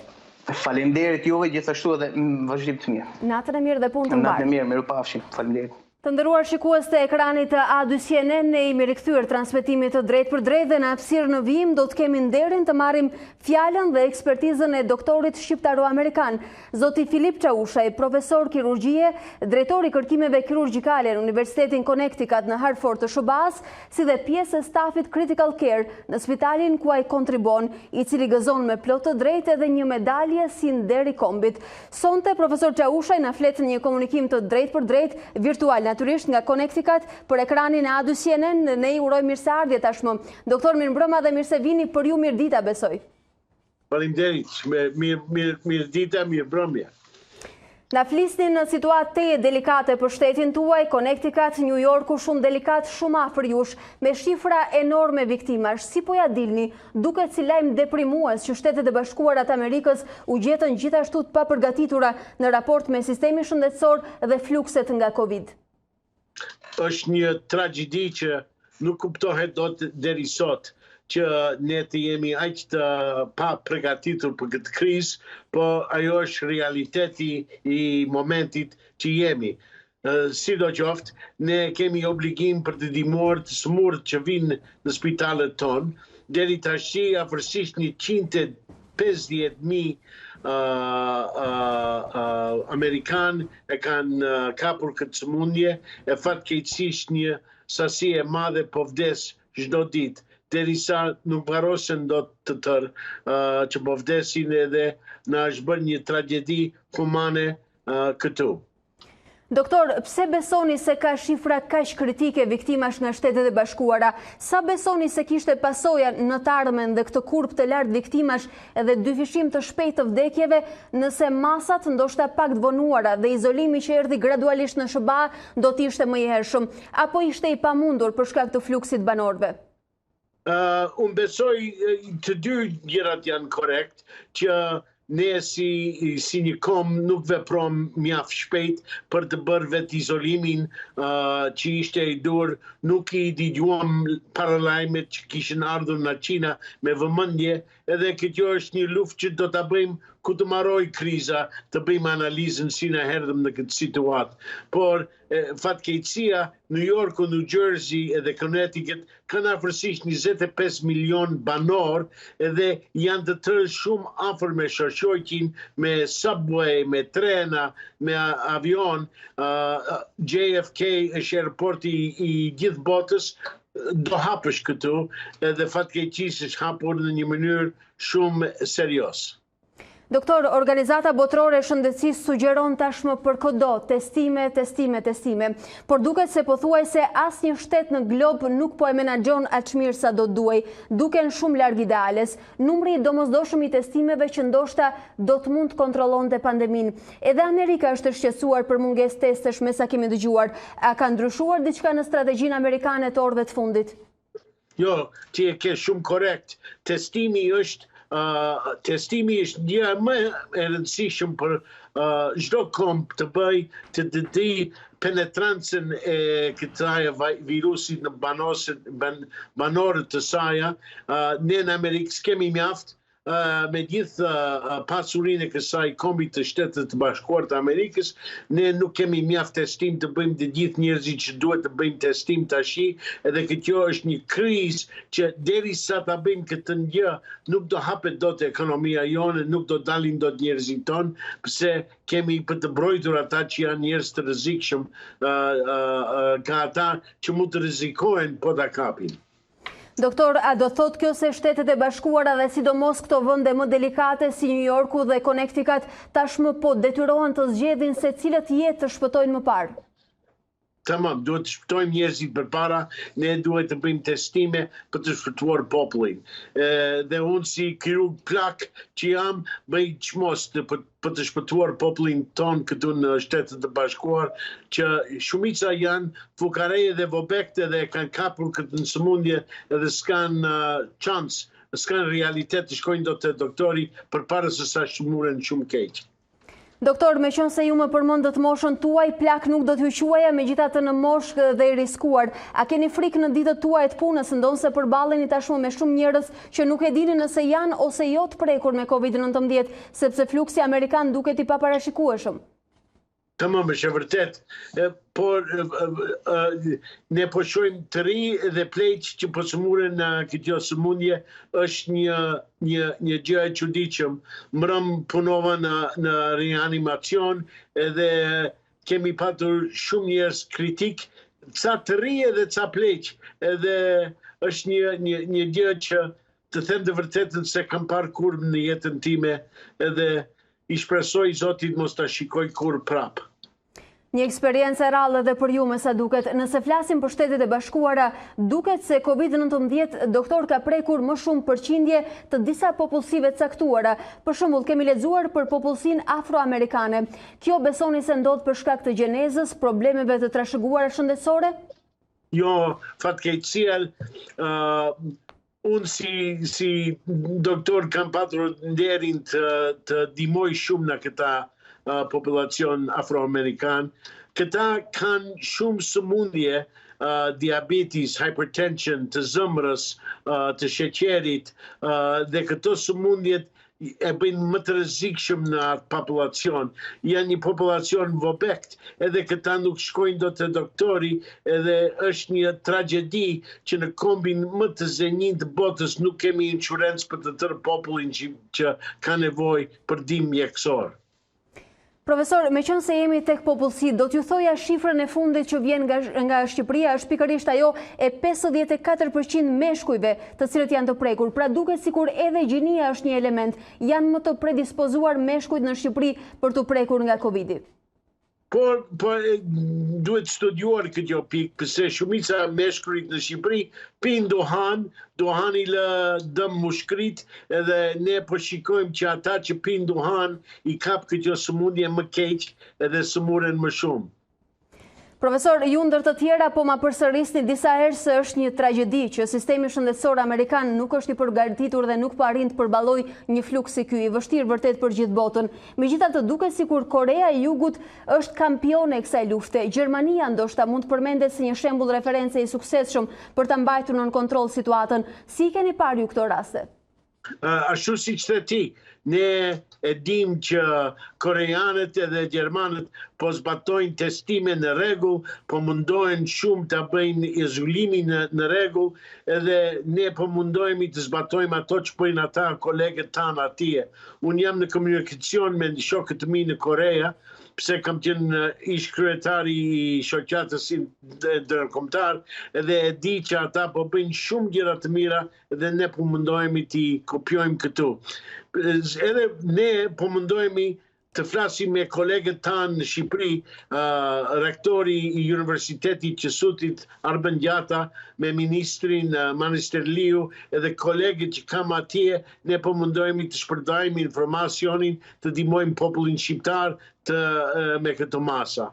Doktor, teksa komunikova me ju paraprakisht më thatë se asgjë nuk do të kursenit për Shqipërinë. Edhe duke u nisur nga kjo deklaratë inkurajuese dhe emocionuese, do dohet ju pyesja, jeni në koherencë të plotë, e shoh që me shumë zell dhe entuziazëm ndiqni gjithçka çfarë po ndodh në Shqipëri në raport me pandeminë. Si u duket, si po e menaxhojmë ne për shtetin që jemi, për popullsinë që kemi, apo bëjmë mjaftueshëm? Keni bërë aq shumë edhe aq mirë që jam I çuditur të them të vërtetën. Unë komunikoj me Arben Gjatën që është rektori I Universitetit Qësut, sidomos afërsisht çdo ditë. Edhe mbrëm kishim një konferencë me ministrin Manisterliu që më dha shpresë që Shqipëria jo vetëm ka bërë masat në kohë e korrekt, po shqyr Zotit I ka bërë këto masa për të shpëtuar jetën të popullit shqiptar.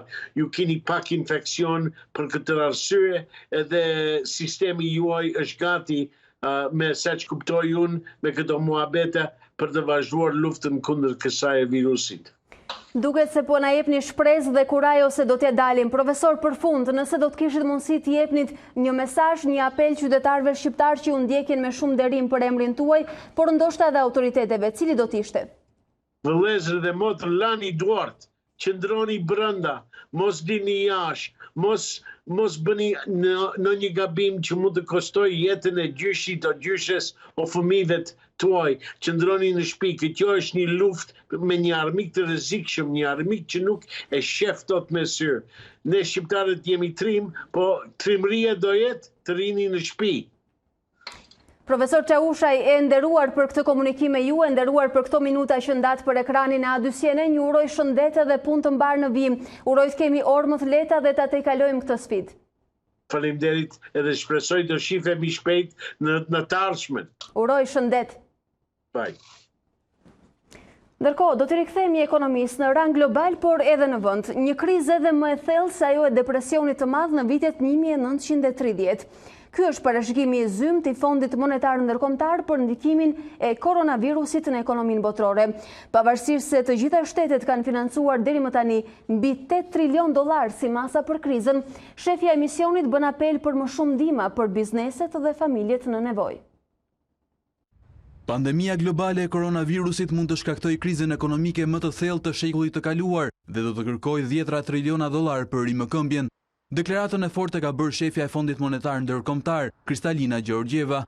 Sipas saj, rritja globale do të pësojë një kthes negative në vitin 2020, me 170 nga 180 antarët e FMN-s që pritet të kenë një ulje të prodhimit të brendshëm për frym. Në fakt, ne parashikojmë rënien më të keqe ekonomike që prit depresionit të madh. Acari do të preksi ekonomitë e avancuara edhe ato në zhvillim. Kjo krizë nuk njeh kufi. Çdo kush do të dëmtohet. Por ashtu si kurse kriza shëndetësore po godet njerëzit më të cënueshëm, ashtu edhe kriza ekonomike pritet të godasë më fort vendet më të cënueshme. Ekonomitë botërore deri më tani kanë marrë masa prej $8 trilion, por sipas shefes së FMN, do të duhet edhe më shumë ndihmë për bizneset dhe familjet në mënyrë që rimëkëmbja të mos bëhet edhe më e vështirë. Shëndet, mirëqenie, ekonomi. Sa të ndara, aq të bashkërenduara me njëra tjetrën funksionojnë dhe duken si një zinxhir rregullator, po ta mendosh. Ndoshta jo në nisje, por nga java në javë kur pandemia mbylli çdo derë biznesi, çdo aktivitet individi, shqetësimi për anën financiare sa vinte e bëhej më i pashmangshëm. Shqetësimeve të punëdhënësve, punëmarrësve, biznesmenëve, të një vetë punësuari, tashmë i bashkohet edhe vula e Fondit Monetar Ndërkombëtar që legjitimon alarmin. Pandemia e koronavirusit mund të shkaktojë krizën më të thellë ekonomike, FMN thot që nga viti 1930. Dhe ne vendosëm të marrim ekspertizën e ekonomistëve që ndjekin me përpikmëri çdo luhatje të ekonomisë vendore dhe ndërkombëtare dhe realizojmë në këto momente një lidhje direkte me ekspertin ekonomist, zotin Dritan Shano. Mirëmbrëma dhe mirë se vini. Mirë se ju gjeta, mirëmbrëma të gjithëve. Koherencë të plot, ju lexoni gjithçka ndodh në vend, por edhe ndërkombëtarisht. Besoj se nuk ka qenë lajm i mirë për ju sot para lajmërimi i Fondit Monetar Ndërkombëtar. Me thënë të drejtën, është një gjë që pritej. Gjithë kjo që ka ndodhur është e paprecedent. Nuk ka ndodhur kurrë ndonjëherë në botë që të ndërpritet, të ndalohet ekonomia me urdhër, as kur ka patur luftra, mirëfilltasit luftra, jo në mënyrë metaforike, siç po e quajmë këtë që po kalojmë tani. Kjo lloj ndërprerje ndalimit të ekonomisë nuk ka bërë pandemia. Pandemia kemi patur edhe më përpara, mjaft të syresh, këtë e kanë bërë qeveritë. Dhe për këtë arsye është plot, është me efekte shumë të rënda në ekonomi dhe natyrisht, siç konfirmoi Fondi Monetar, do konfirmojnë edhe institucionet tjera ndërkombëtare që presin efekte shumë negative në ekonominë e botës. Çfarë janë këto efekte shumë negative? Negative do të vijnë njerëzit. Ata që janë më të varfër bëhen akoma dhe më të varfër. Një pjesë e madhe e atyre që i përkjesin klasës mesme do zbresin shkallët të kualifikohen si të varfër. Do kemi ngadalësim të ekonomisë, një ngadalësim për i biznes, çka do të thotë dhe kostot të rritur për i biznes, që do shtojnë kontrollin. Kështu që kjo është ajo që e pret më parë. Ai që do i kësaj gjëje do vret tek ato qeveri që do kenë si objektiv ndërhyrjet forta në mënyrë që asnjë sipërmarrje e vendit të tyre të mos mbyllet, asnjë vend të humbur punë për shkak të vendimmarrjes të tyre të mos rikuperohet. Që do arrin këto dy objektiva, do e kthejnë ekonominë e tyre shpejt në lojë, ato të tjera që do dyktojnë në arritjen e këtyre objektivave shkaktojnë dëm akoma dhe më të madh se sa vetë ndalimin e ekonomisë. Sotishano, ju e thatë se ndoshta për herë të parë në historikun e njerëzimit edhe ekonomia e gjithë globit ka ndaluar njëkohësisht paralelisht e gjitha e ngrirë në vend numëro. Megjithatë, kur e shihje në planin e parë në ditët e para, ndoshta ishte më pak tragjike, por tashmë flitet për intervale të shtrira në kohë të pasojave. Fondi Monetar Ndërkombëtar parashikonte një lloj rimëkëmbje të pjesshme edhe nëse flasim për vitin 2021. Patjetër, ka lloqe të mëdha industrisht të cilat e kanë tepër të vështirë ta rimarrin veten brenda këtij viti. Kështu që afërmendsh që kjo do shtrihet në vitin 2021 dhe nëse do kemi edhe valë të tjera të virusit, të këtij virusi kaq të famshëm dhe të mbuluar mediatikisht, krejt të ndryshme nga virusi i gripiterit për shembull apo nga gripi i pulave, që kanë qenë ndoshta shumë më vdekjeprurës se sa ky, por jo kaq të mbuluar. Kështu që afërmendsh edhe 2021 të paktën gjysma e parë do jetë e vështirë. Kjo vlen për ato vende që janë vende të fuqishme ku edhe pse janë marrë masa për të ndaluar ekonominë, prapë janë ruajtur parametrat e demokracisë e të drejtave të individit në maksimum. Në ato vende ku këto parametra nuk janë ruajtur, pra ku izolimi ka ndjekur formatin shablon të Republikës Popullore të Kinës, këto vende do ta kenë shumë të vështirë të rikuperojnë në vit, por edhe për 6 muajorën e parë të 2021-shit. Megjithatë, nëse duam të ngrem një paralele mes ekonomive liberale ose demokratike dhe jo, një studim i Kombeve të Bashkuara i bën fillim të kësaj jave na thoshte se 81% e fuqisë punëtore në botë, prej 3.3 miliard njerëzve, tashmë e kanë të humbur vendin e tyre të punës ose të pezulluar përkohësisht. Atëherë, këtë do ta marrim vesh kur bota të rikthehet përsëri punës. Pak po e sigurt është që 81% e fuqisë punëtore e ka të pezulluar vendin e punës. Se sa do ta kenë të humbur, këto janë të gjitha parashikime dhe unë hyj ata njerëz që nuk dua të bëj parashikime sepse zakonisht, domethënë, ekonomistëve sidomos i ndalohet, mjekëve jo, domethënë, i ndalohet bëjnë parashikime sepse sa herë që bëjnë ato gabojnë. Le të tentojmë mos gabojmë, megjithatë do doja që nga rangu global i ekonomisë zbrisnim te ekonomia e brish shqiptare. Çfarë pritet të ndodh post pandemisë me ekonominë sipas jush, duke parë shifrat aktuale, pezullimin e aktivitetit ekonomik dhe humbjen e vendeve të punës edhe në Shqipëri? Më lejo të bëj një observim që vlen si për Shqipërinë ashtu dhe për ekonominë globale. Nga kjo që ka ndodhur, nuk është ai më i forti, më inteligjenti që do mbijetoj shpejt, që do rimarri veten shpejt. Janë ata që adaptohen më shpejt, që do mund të rikuperojnë dhe të ngrihen në këmbë. Natyrisht, kjo vlen, si kundër thash, për ekonomi të mëdha edhe produktive. Kjo nuk vlen për ekonomi si Shqipëria. Ekonomia shqiptare është një ekonomi e goditur 2 herë në pak muaj. Një herë nga tërmeti në nëntor, u godit zona më produktive e saj, dhe një herë nga qeveria e cila ndërpreu të gjithë aktivitetin ekonomik në këtë muaj e pak. Kështu që parashikimet e qeverisë detyrohen të bien gjithmonë më poshtë. Edhe më përpara kemi diskutuar këtë gjë që qeveria nuk parashikonte në një rritje shumë të madhe në të vërtetë pavarësisht asaj që pretendonte. Dhe kjo vrehej tek parashikimet që kishte për të ardhurat nga TVSH-ja. Me këtë që ka ndodhur, unë mendoj që ekonomia shqiptare nuk besoj që do ketë në një rritje për gjatë vitit 2020.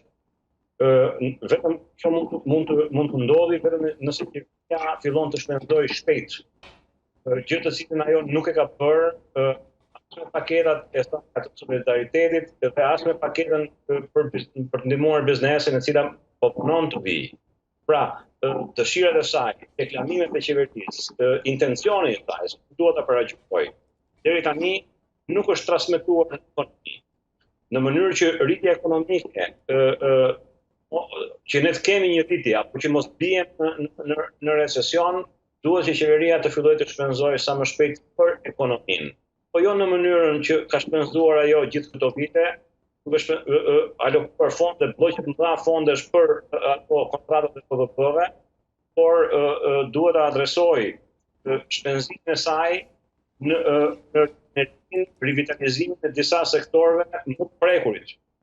Për mendimin tim që janë fasoni dhe turizmi, por dhe ashtu duhet filloj të adoptoj një vizion tjetër të ekonomisë, për kalimin e bujqësisë, nga bujqësia në agroindustri, për kalimin e turizmit, turizm të mirë organizuar, të mbështetur, konkurrues, edhe pashtu për të ulur në gjithnjë më shpejt Shqipërinë në atë fshinën e zhvillimit teknologjisë e informacionit. Pres që qeveria të bëjë të gjithë këto për aktivitetin, por ama duhet të japë shenja të forta që po e çon prioritetet e saj të shpenzimit publik drejt këtyre fushave. Zoti Shano, për sekondat e fundit, sepse jemi në limitet kohës televizive, njerëzve ju intereson nesër kur ata domosdoshmë do detyrohen të kthehen normalitetit, çfarë do të ndodhë me pagat, me standardin, me nivelin, çfarë do të ndodhë me çmimet, me fuqinë blerëse, ku do të jenë ndryshimet, ku do të reflektohen ata? Sigurisht qytetari mendon për xhepin e tij. Atëherë, Alba, në qoftë se qeveria nuk ndërhyn me shpejtësi, pra të realizojë premtimet e saj, e thash dhe që në fillim, ata që janë të varfër do jenë akoma më të varfër dhe një pjesë e madhe e asaj shtrese shumë të vogël të mesme që neve kemi, do zbresin nga shtresa e mesme tek e varfër.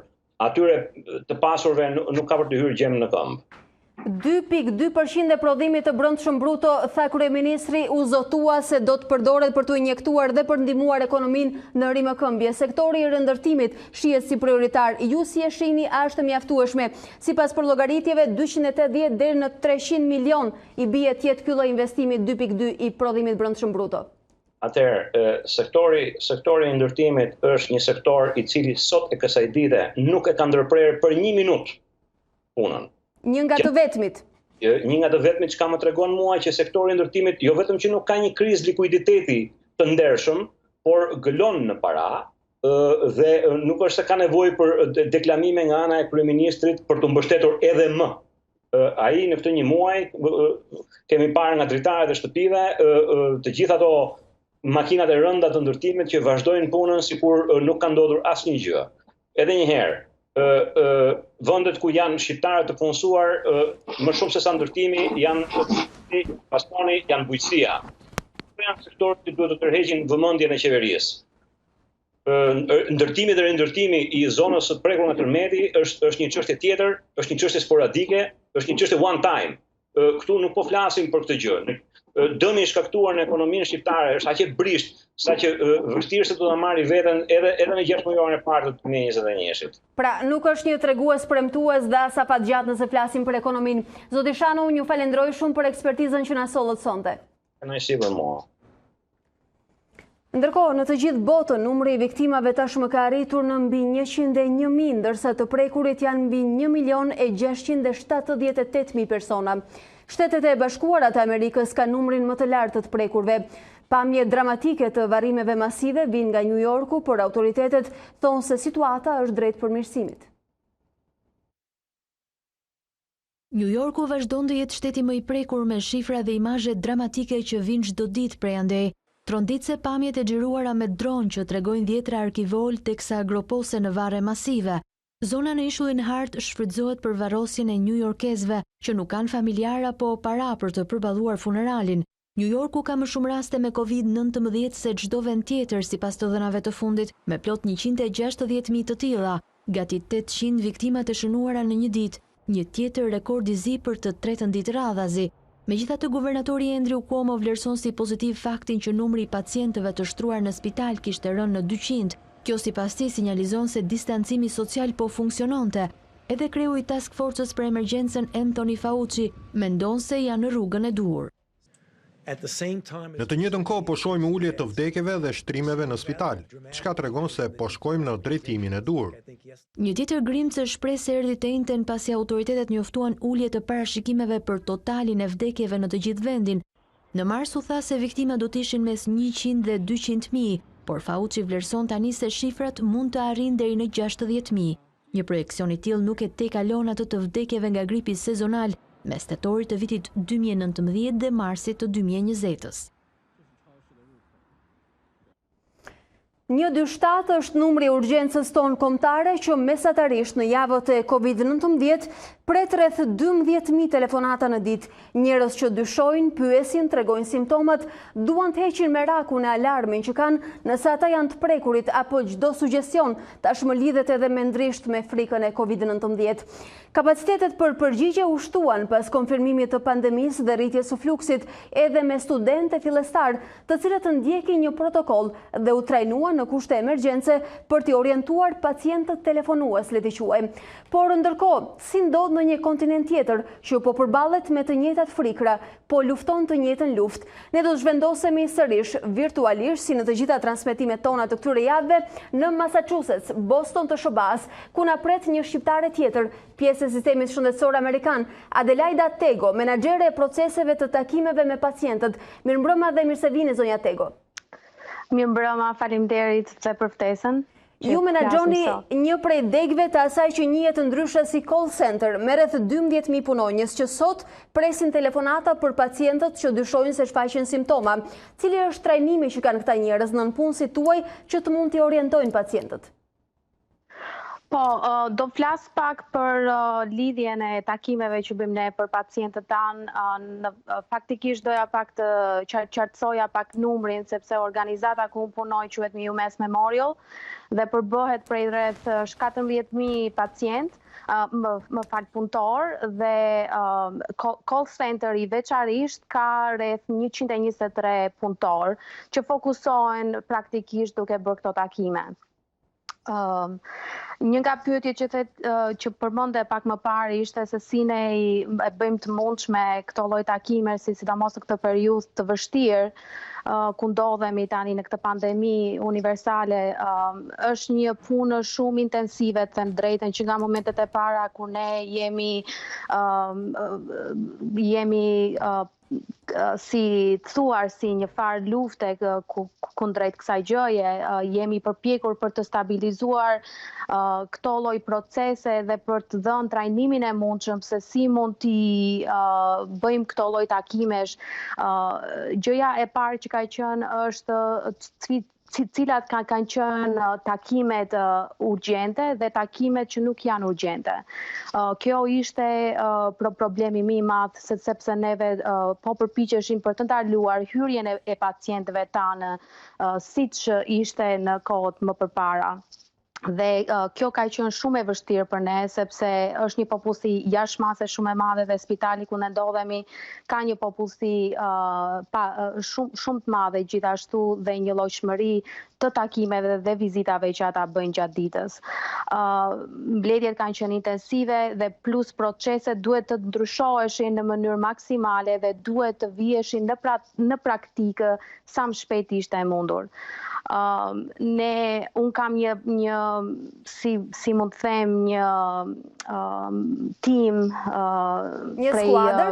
një skuadër të madhe, domethënë për rreth 8 supervisora dhe leads, ku ato janë fokusuar tek trajnimi i punëtorëve, sepse është shumë e domosdoshme që pyetjet që ne kemi përcaktuar për pacientët duhet të bëheshin në mënyrë absolute. Këtë dua të pyes, te kujdesi i shtuar për të bërë pyetjet e dura dhe për të kujdesur për përgjigjet të cilat japin pacientët që në fakt dyshojnë se janë të prekur nga Covid.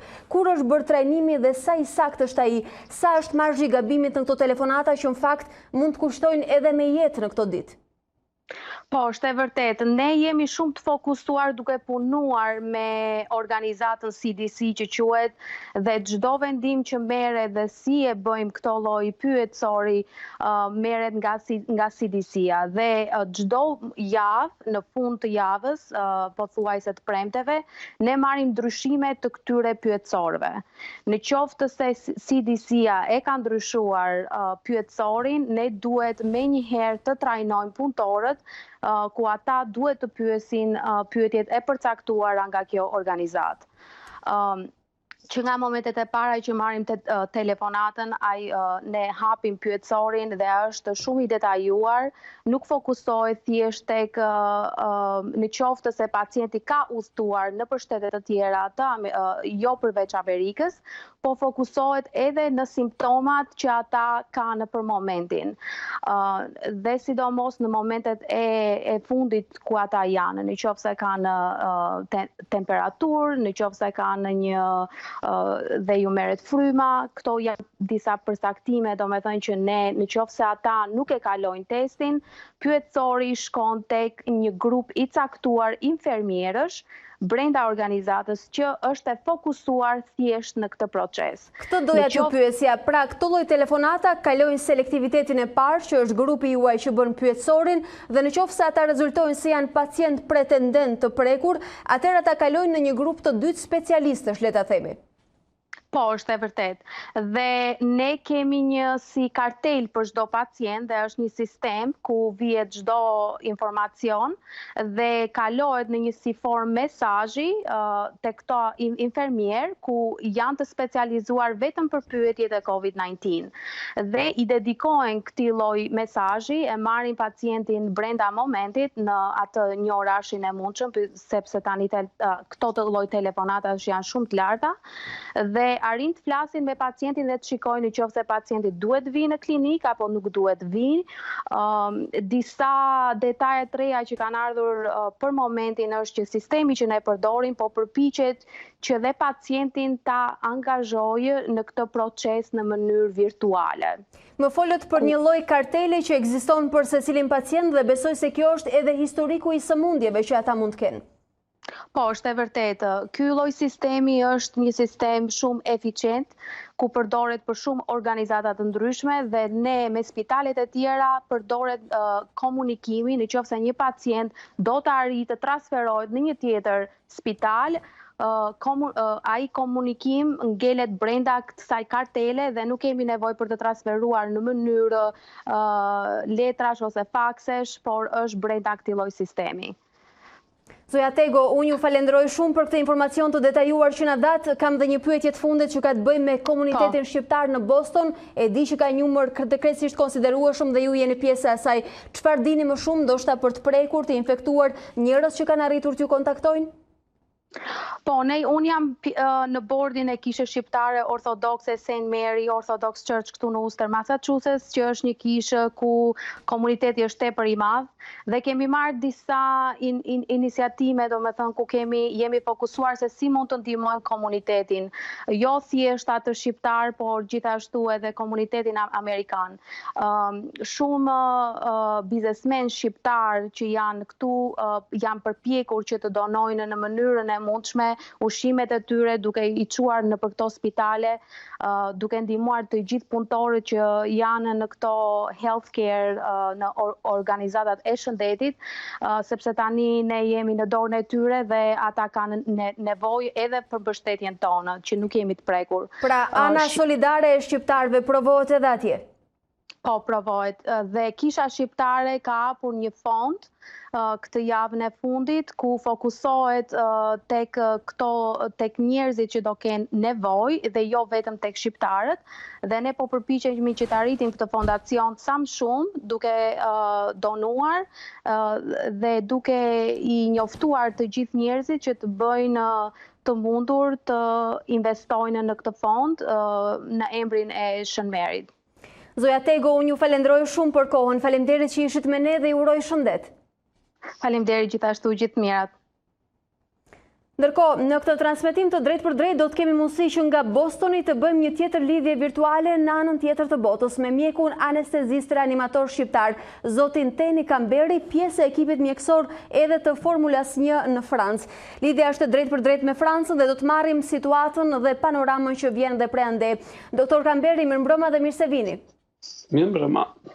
Deri para pak ditësh thuaj në raportime se Franca nuk e kishte arritur pikun kritik të prekurve. Nëse referohemi dhënave numerike që duket si janë përmirësuara, si jeni sot në luftën me virusin? Po, prej disa ditësh po e presim këtë pikun e famshëm, më duket me shumë rezerva, po më duket që kemi arrit në këtë moment. Sot fatkeqësisht numri viktimave prapë me gjithë se janë më pak, domethënë ka qenë diku 554 në nivelin spitalor, domethënë është në zbritje. Edhe presim edhe 2-3 ditë për me konfirmu me të vërtet këtë pikun që ka arrit.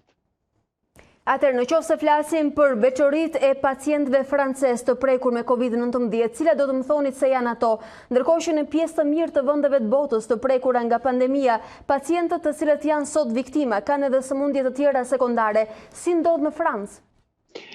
E njëjta gjë ndodh edhe në Francë. Pacientët të cilët janë më shumë të prekur janë pacientët në përgjithësi, po flasim me përqindje më të madhe, janë pacientët që janë të moshës mbi 60 vjeçare. Kjo është gjëja e parë. Gjëja e dytë janë pacientët të cilat kanë komorbiditet. Do të thotë që kanë smundje tjera, me antecedente të smundjeve tjera. Nga smundjet që janë më të shpeshta që ndodhin tek këta pacientë është smundja e diabetit, hipertensioni, shtypja e lartë, edhe smundje tjera që mund të jetë. Gjithë ato smundje që janë bronkopulmonare, siç është bronkiti apo gjëra tjera, nuk na lehtësojnë punën për trajtimin e këtyre pacientave.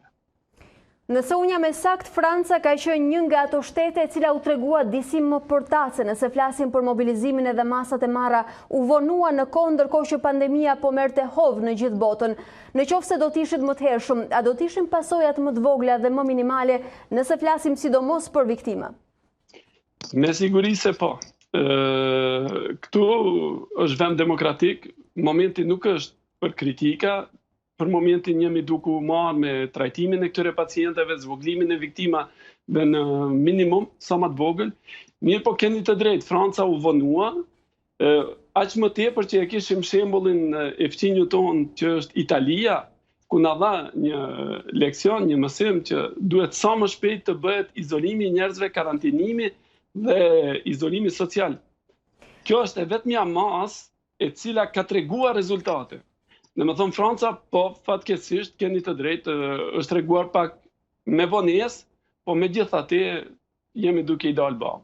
Megjithatë, më mirë vonë se kur dhe unë dua t'ju pyes sot që është data 10 prill, si është Franca në karantinë? Pra, cilat janë rregullat që duhet respektohen për shtetin francez? Tani këtu kam filluar edhe pushimet e fëmijëve, janë pushimet e pashkëve, masat janë shtuar tepër, janë shumë të rrepta, deri sot arrin edhe dënimet me burg.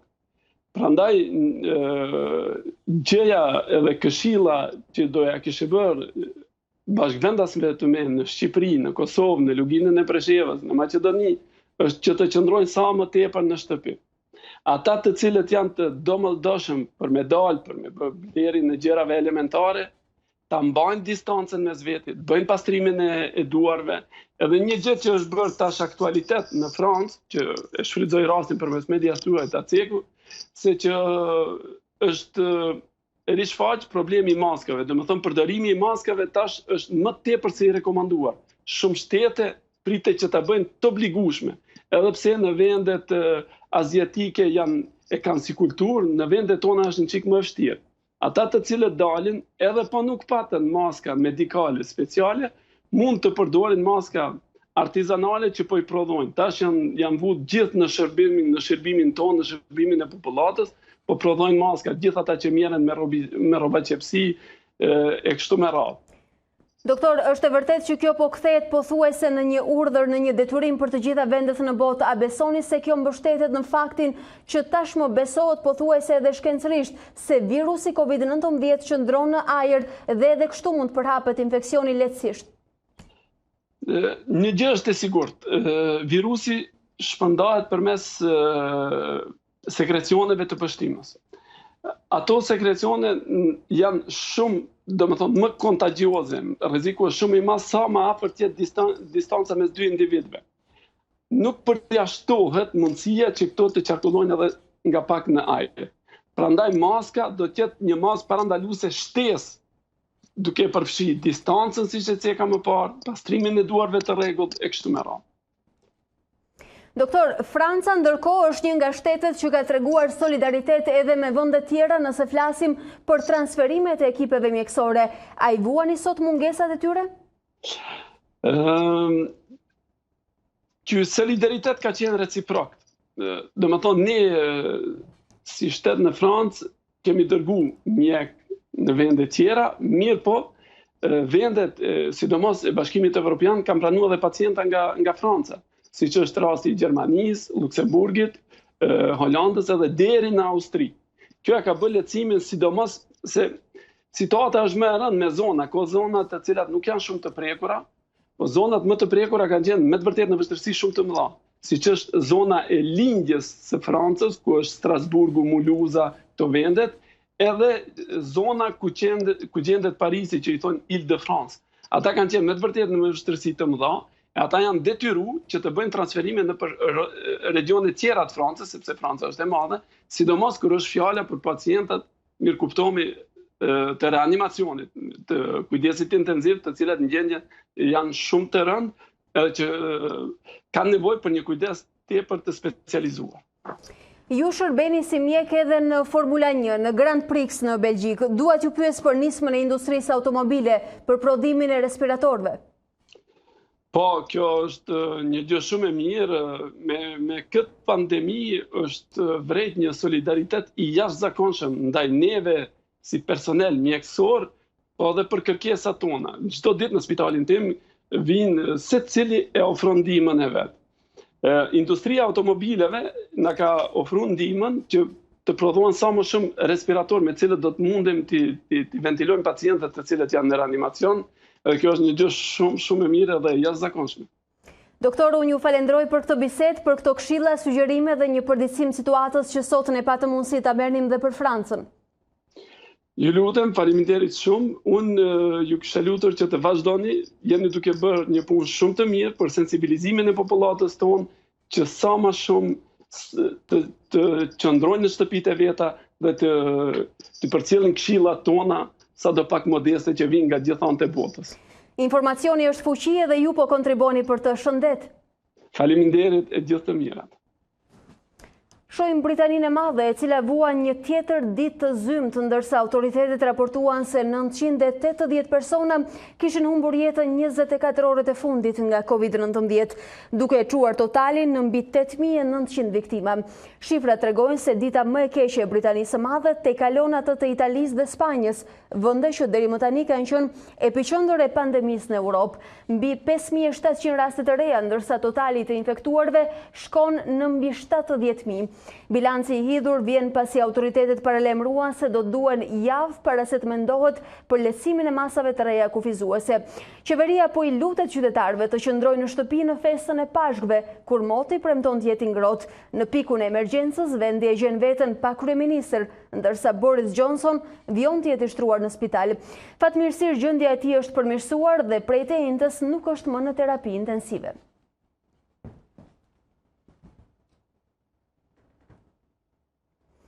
Ne do të kemi mundësi që të bëjmë zhvendosjen e radhës dhe kësaj here do të jemi për të parë situatën në Turqi. U duk se ishte e vonuar pandemia për të mbërritur atje, por nga ana tjetër rrezikshmëria duket ishte me ulët, viktima dhe të prekur nuk po raportoheshin. Megjithatë, në momentet që ne flasim nga Organizata Botërore e Shëndetësisë, por edhe nga qytetet e mëdha turke si Stambolli, raportohet përditësimi i shifrave dhe të prekurve.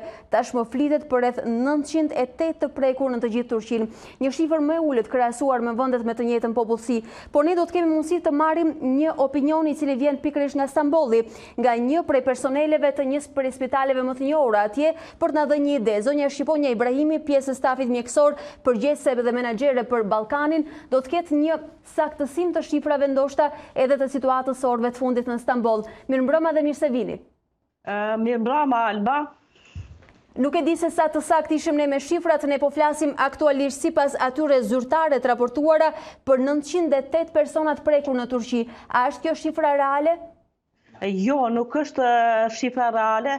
Momentalisht 1006 ka kalu numri në 1006 personat vdekur, domethënë në Turqi. Pse ka një mungesë transparencë në informacion, sepse kjo është vënë re edhe në javët e para kur u duk se Covid vetë se kishte mbritur në Turqi, informacioni ishte krejtësisht i izoluar duket, tashmë edhe shifrat nuk korrespondojnë me realitetin. Jo, nuk korrespondojnë. Rasti i parë në Turqi është paraqit me 11 mars. Rasti i parë me 11 mars, ndërsa në përgjithësi domethënë kemi 4747 raste të vdekur të paraqitur me Covid, ndërsa 1006 është numri I të vdekurve në Turqi. Natyrisht ky numër nuk është numër real, si në Turqi, po edhe në shtete tjera, edhe në Evropë, po edhe në Turqi nuk po ipen numrat real fatkeqësisht. Megjithatë, përfaqësuesi I organizatës botërore të shëndetësisë, sepse kjo është dhe habia më e madhe, I cili është Pavel Ursu, theksoi se Turqia është një vend shembullor në luftën kundër koronavirusit të ri. Tash ne e dim që jo vetëm Turqia, po e gjithë bota është duke luftu smundjen e pandemisë. Mirë po I gjithë personeli në Turqi po ashtu ja është të bo një luftë të madhe dhe janë të bo personeli mjekësore kanë fjalën, po ashtu edhe sakrifica janë të bo të mëdhaja, për atë arsye edhe numri edhe rezultatet kemi këto rezultate, domethënë sikur të kishin qenë masat në momentin kër është paraqit Covidi në Turqi, sikur masat të ishin bo me kohë, ky numër kishte me qenë edhe më I vogël. Pra, si në një pjesë të mirë të botës, edhe Turqia duket se është treguar pak e vonuar me masat me mobilizimin. Megjithatë, sot që jeni në Turqi dhe masat tashmë janë bërë pjesë e përditshmërisë tuaj, si është dita e karantinës në Stamboll? Dita e karantinës në Stamboll, pra përkundër asaj që janë bo masat, për shembull një ditë në Stamboll qëndron kështu.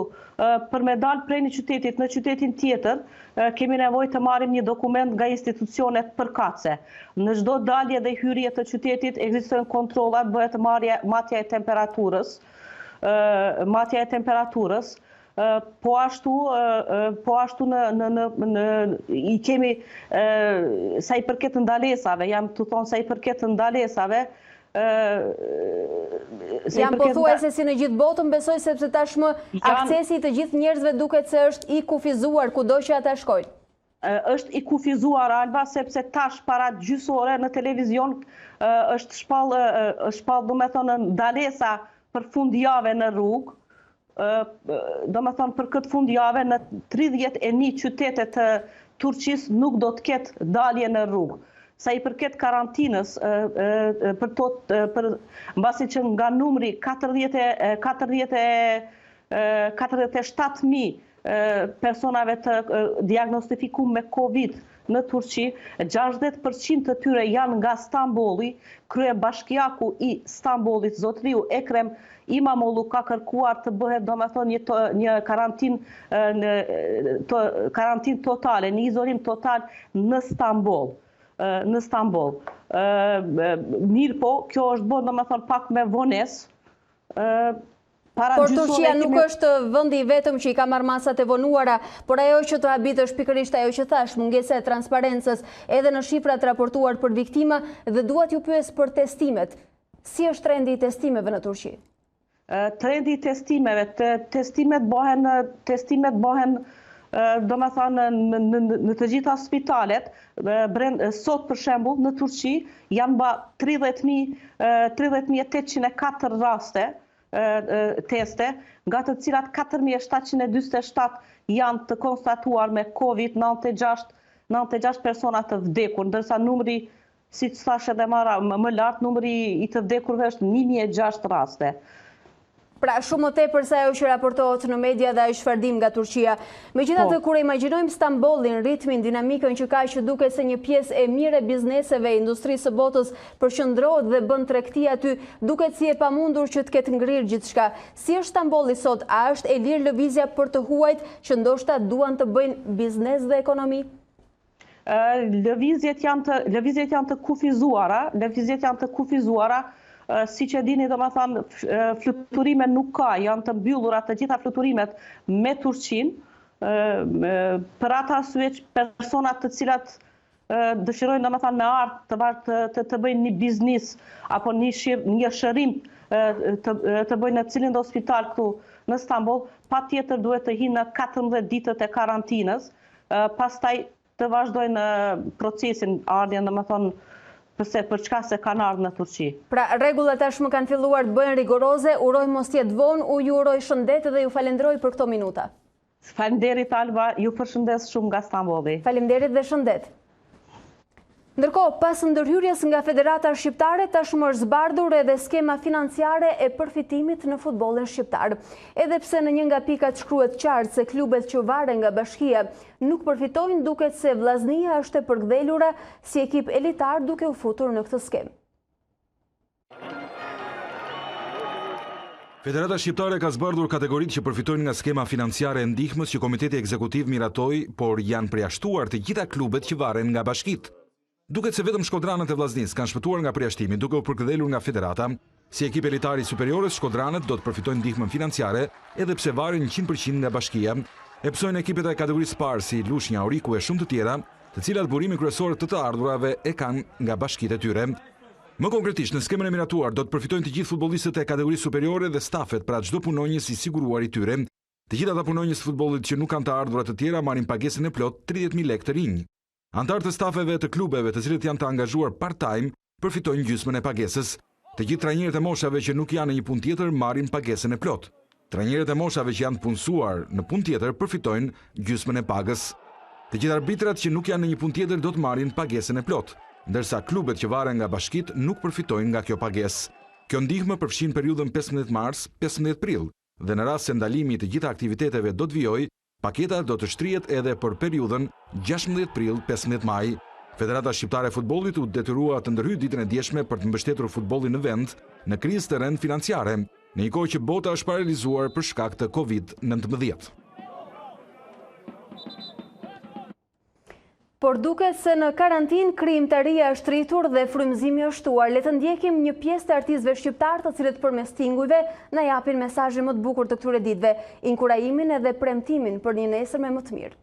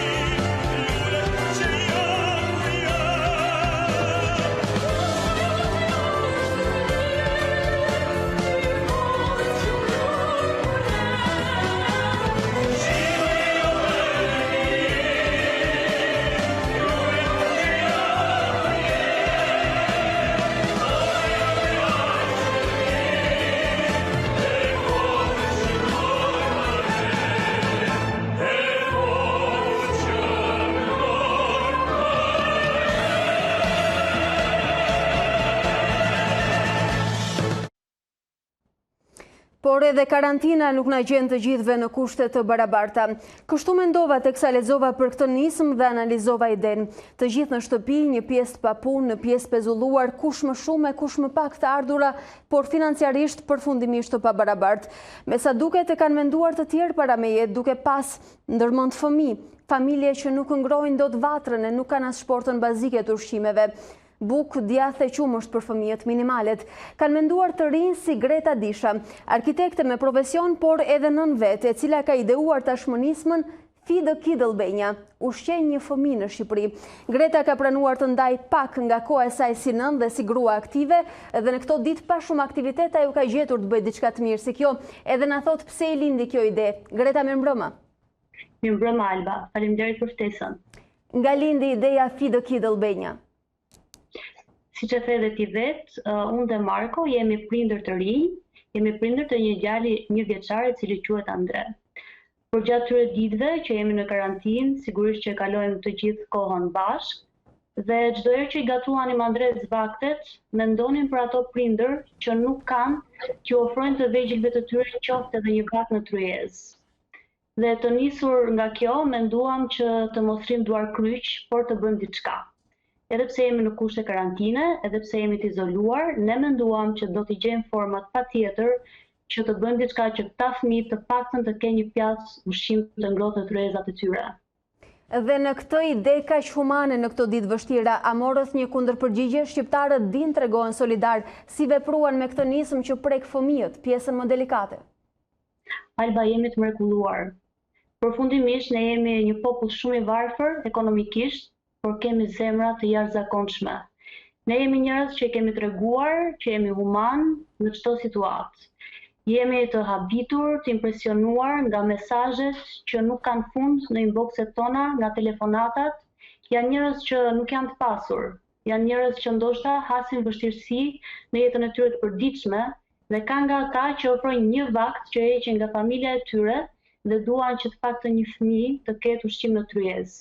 Greta, më vjen mirë të dëgjoj këtë lajm dhe unë e di që thënë bukfalisht ju keni ushqyer tashmë disa fëmijë shqiptar. Për njerëzit që po na dëgjojnë dhe ndoshta duan t'i bashkohen nismës, si mund t'ju ndihmojnë?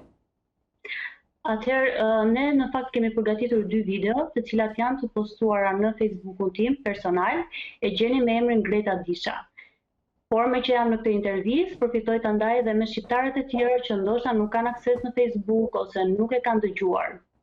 Ju mund të na kontaktoni ne në numrin tim të telefonit, i cili është 069 20 20 201. Secili person që i lind dëshira për të ndihmuar mund të ofrojë qoftë ushqime, qoftë shuma të hollash në llogarinë time, të cilën ne kemi bërë tashmë publike.